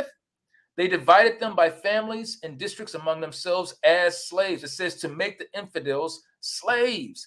They knew who we were. Think about it like this. Christopher Columbus said he was going over there to do what? To find spices, to whatever. No, he didn't actually say that. They taught us that in school. That's what I meant. That's what I meant. I'm sorry, I misworded that. What he said was that he was going over there because he read Esdras. That's right. Yep. And found out that due to the book, the 10 tribes went over there to the new land, and he wants to see if it's there for real. Right. And we see, as we read earlier, the Pope gave a famous bull, right, and ordered the New World to the possession of Spain and Portugal. So when they got over there, and the natives that were there, they treated them as infidels and made them slaves, right? That's what it shows. So they made them slaves. I'm not finding the rest of my, hold on. Let me go back. I didn't add the other ones to it, but I don't even need to. We can stop right there because there's a lot of information. We still got next week. Right. But I just wanted to show right here. This right here totally blows up Dane Calloway's whatever he's trying to bring out, his money making scheme. It totally blows it up. You got your bomb? Oh, you know what, man. I gotta step my game up when it comes to all this. I still gotta find it. I keep doing it. Look, do it all up. Dane don't know what the hell he's talking about. Dane don't know what the hell he's talking about. You know what I'm saying? I don't know. I mean, it's basically, really tearing up his whole whatever it is he's trying to put together. We got so much documentation that kind of refutes anything that he brings out. He definitely does not. I don't know what's up with that. How can you not study and look at these sources? That baffles me. It's almost like is. Honestly, it's wanting to teach something different, and the people that follow him want to be in something different. So it's different to tell everybody, especially if you never heard of Israelites before, because it's still, believe it or not, it's still people out there that don't know what an Israelite is, never heard of it. Right. So you've heard of an Indian, you've heard of a native, you've heard of a Cherokee, right? So Dane's telling people, just go ask your grandma. She ain't gonna tell you nothing about Africa. She gonna say you got some Indian in you. Right. Which for some of y'all that could be true. If you're not from Africa at all, for all of you that would be true, because none of us ain't never been to Africa. Right. That's right. So I mean, using that as something to say, that don't really help none. Because there's Geechee Gullah people that think they're native till they find out that the Geechee and Gullahs came here on a damn ship. That's right. You feel me? Geechee people came on the ship. So it's a lot, man. It's doctrines, and it's people wanting to believe certain things that make them different than what other people believe, right? So that's right. Because people don't know that there's folks teaching the Bible and teaching the true nationality and ethnicity of Israelites, right? Of so-called Black, Hispanic, Native American people. They're gonna grasp hold to who they think is teaching the true nationality of those people, which would be Dane Calloway, because that's what he's telling them, right? And he's putting information out there. He puts little videos together. You know what I'm saying? The guys that make the real good videos that are good at editing and stuff, when they make their videos, the way that they make them, I guess makes people that don't do research naturally not want to do the research, because they feel like, well, this guy did all the work. He put this beautiful video together. He got to know what he's talking about, right? He spent all that time putting these videos and editing these clips and stuff like that, not realizing the clips he's editing them to fit his narrative. Right. He ain't never brought out no books because the books are, debunk what he says. Instead, he's gonna say, "Can't believe no books from a white man." So then, how the hell are we supposed to believe you? That's right. That name you got for the place was Turtle Island. Ain't no native ever called this place that junk. Nigga, we don't even deal with turtles. You ain't never seen a native flag with a turtle on it. For Right. real. Right. You ain't never seen a spirit animal. What's your spirit animal? I'm a turtle. Nigga, please. Come on, bro. So Turtle Island? No. That's the name of the junk they was doing in Reno when they was coming up with the banking system and all that stuff. That ain't got nothing to do with Native Americans. Right.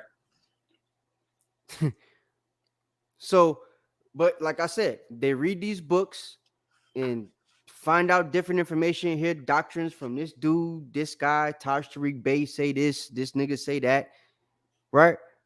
And then he puts the doctrines together, the stories he heard from this person and that person, and now you've got the Dane Calloway doctrine, right? That's right. That's right. He's teaching people there's no slave ships, and people ain't going to go look up if there's slave ships or not because they're assuming this man got 527,000 subscribers. Surely somebody looked and seen that he was lying.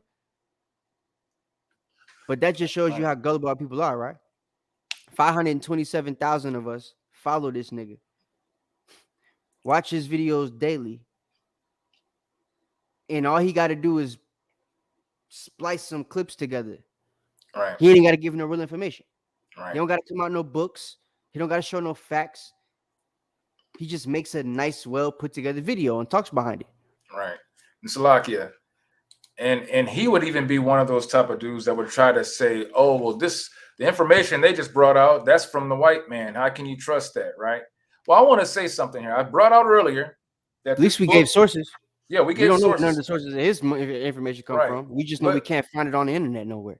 But we right. And we are, I mean, we're smart people. Think about this, Israel. Let me turn my mic back, turn up a little. That's probably a little better. Probably the best the whole time. Think of it like this. This book was published in 1783. The other book was published in the 1860s. Both of these times were during times when we pretty much could not read, right? Mm-hmm. Esau is very prideful. They didn't care. They did what they did, right? They didn't even expect us to be able to be free now, right? That's how prideful they were. So during the time when they wrote this information, they didn't give a damn. Why? They were putting this stuff out here. They didn't give a damn. So we have to understand that when we see them write this, because we didn't write it, we couldn't write, we couldn't read. If they're putting this stuff out, we can't just say, oh, well, they just made it up. That does not make any sense. We are smarter than that, right? We see in this text right here where it says that they expelled all the Jews and they were banished. And we've read in the other book we've read many times where the Jews were banished from certain countries. And it tells us that they were called the Black Portuguese. And they were sent to the west coast of Africa and then sent to the West Indies. Come on, Israel. So how could you be the Black Portuguese and the Black Indian and all of them is supposed to be from North America? Make it make sense. Come on. So how did you get from North America to Portugal, nigga? And then back. Right. If there wasn't no ships. Right. And there wasn't no planes and wasn't no balloons for the hot air yet. And they'll make a box big enough for 12 million people to go in a hot air balloon. You can't get past that. You know what? Just because we can see this. How do we get there? Not damn. I can tell you how we got there. It was prophesied. Let's get a Most High a big applause. That's what we got to get some horns for that. We got to get some horns. We got to get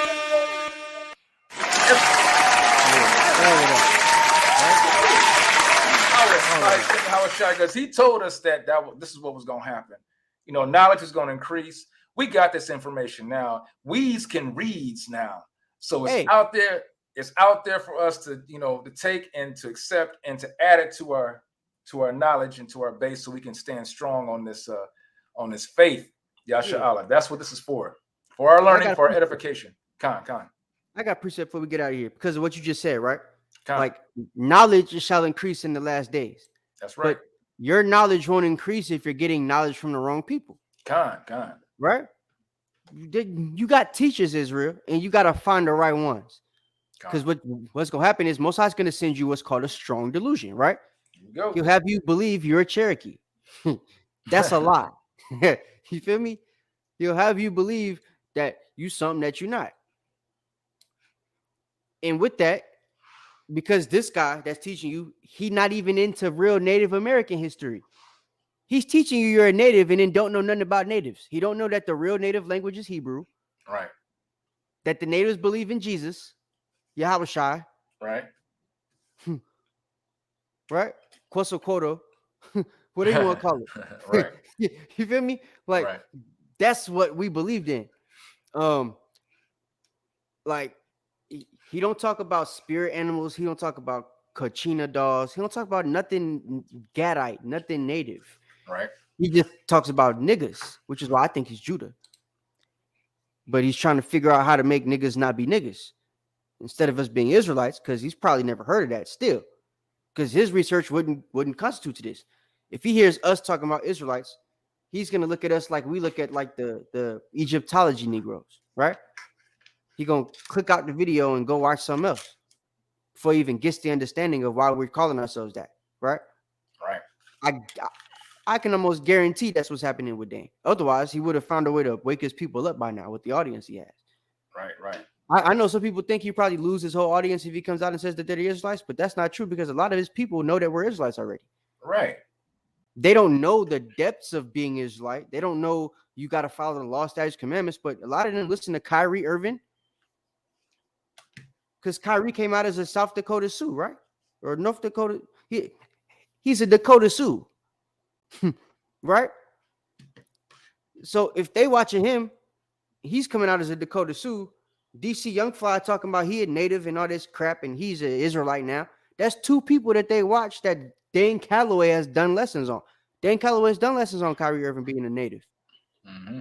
Now Kyrie Irving saying I'm a native Israelite. Now what? So I know some of the people that watch Dane Calloway. Yep. It wouldn't be a surprise for Dane Calloway to say, hey, and you know, we're the Israelites. Them people speaking Hebrew. We got that Chief Joseph stone, that Lost Luna stone. Right? Like, there's real artifacts from Assyrian captivity. Ain't no barren straight theory. These people came here on a ship. But he ain't doing that research. But y'all believe he's an Indian. It don't make no sense. Feel me?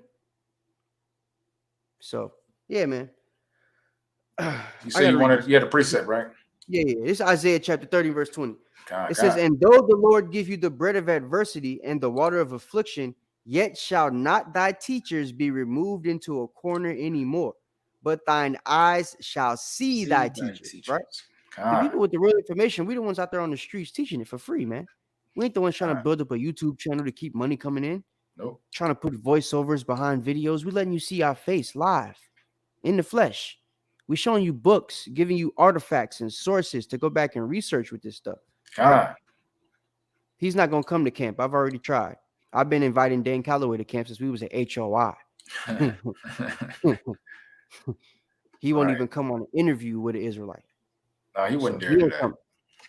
So, and the reason why is because he's heard about us. He knows what we teach. And he knows that we could bridge the gap of the things he doesn't teach on his channel about Israelites and natives. Which is specifically why he'll never bring it up. Right? Because he thinks that his audience is going to be gone. But it won't. I know it won't. People in his audience watch us. People in his audience watch Kyrie. They listen to Kanye.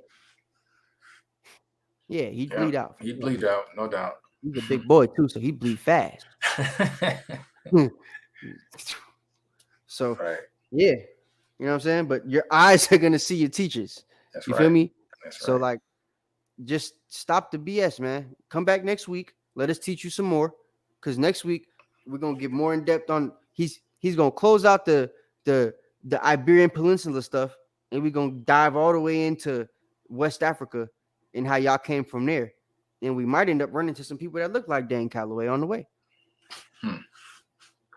Just saying. So might run into some people last name Calloway on the way. Right. Just saying. But Daniel chapter 7, verse 18.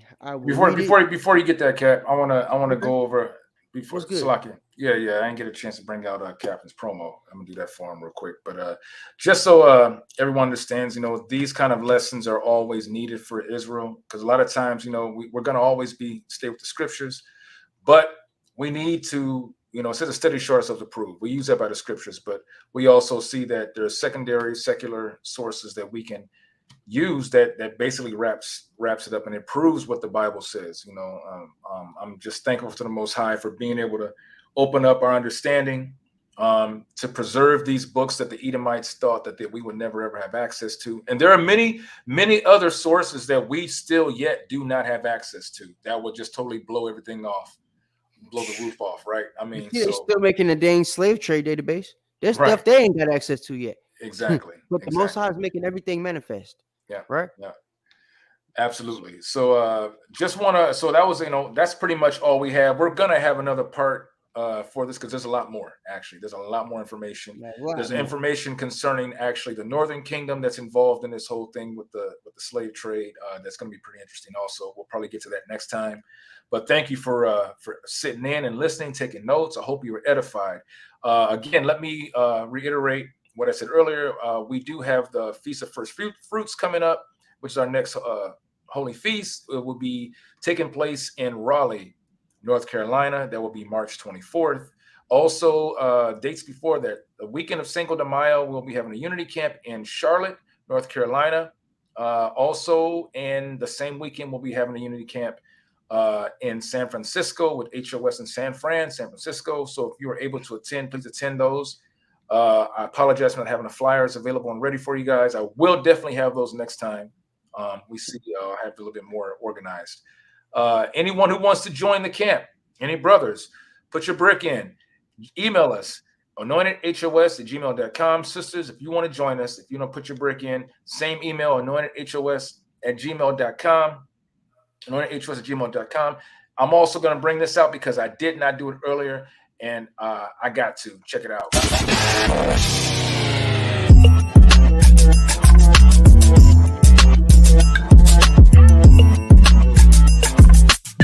This that future black, I'm talking real black. Leaders bring the future back. We pumping bass like COINTELPRO, but teaching to excel, not to be in sales, bro. Look at how we go.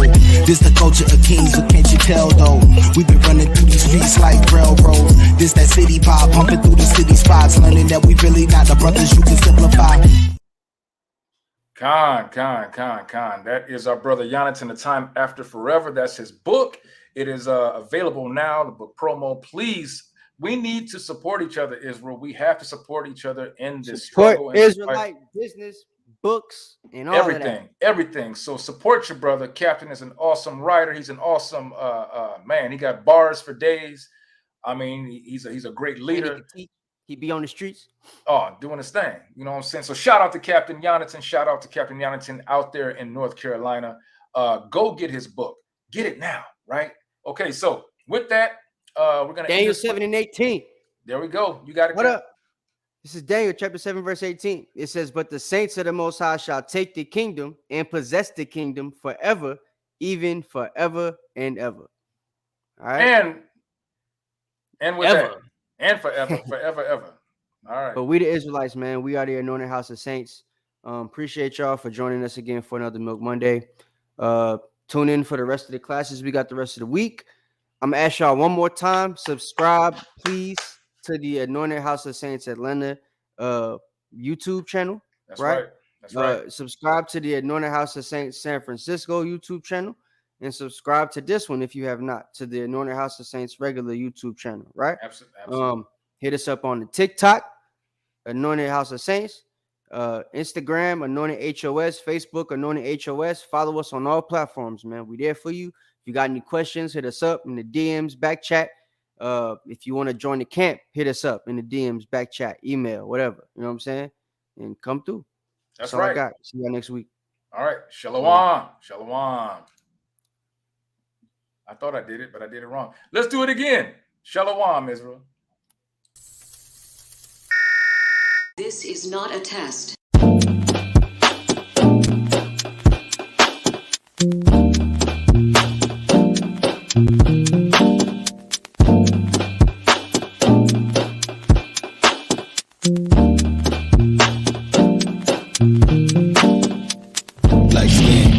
black thoughts, black Jesus, black music, black skin, black thoughts, black Jesus, black music, black skin,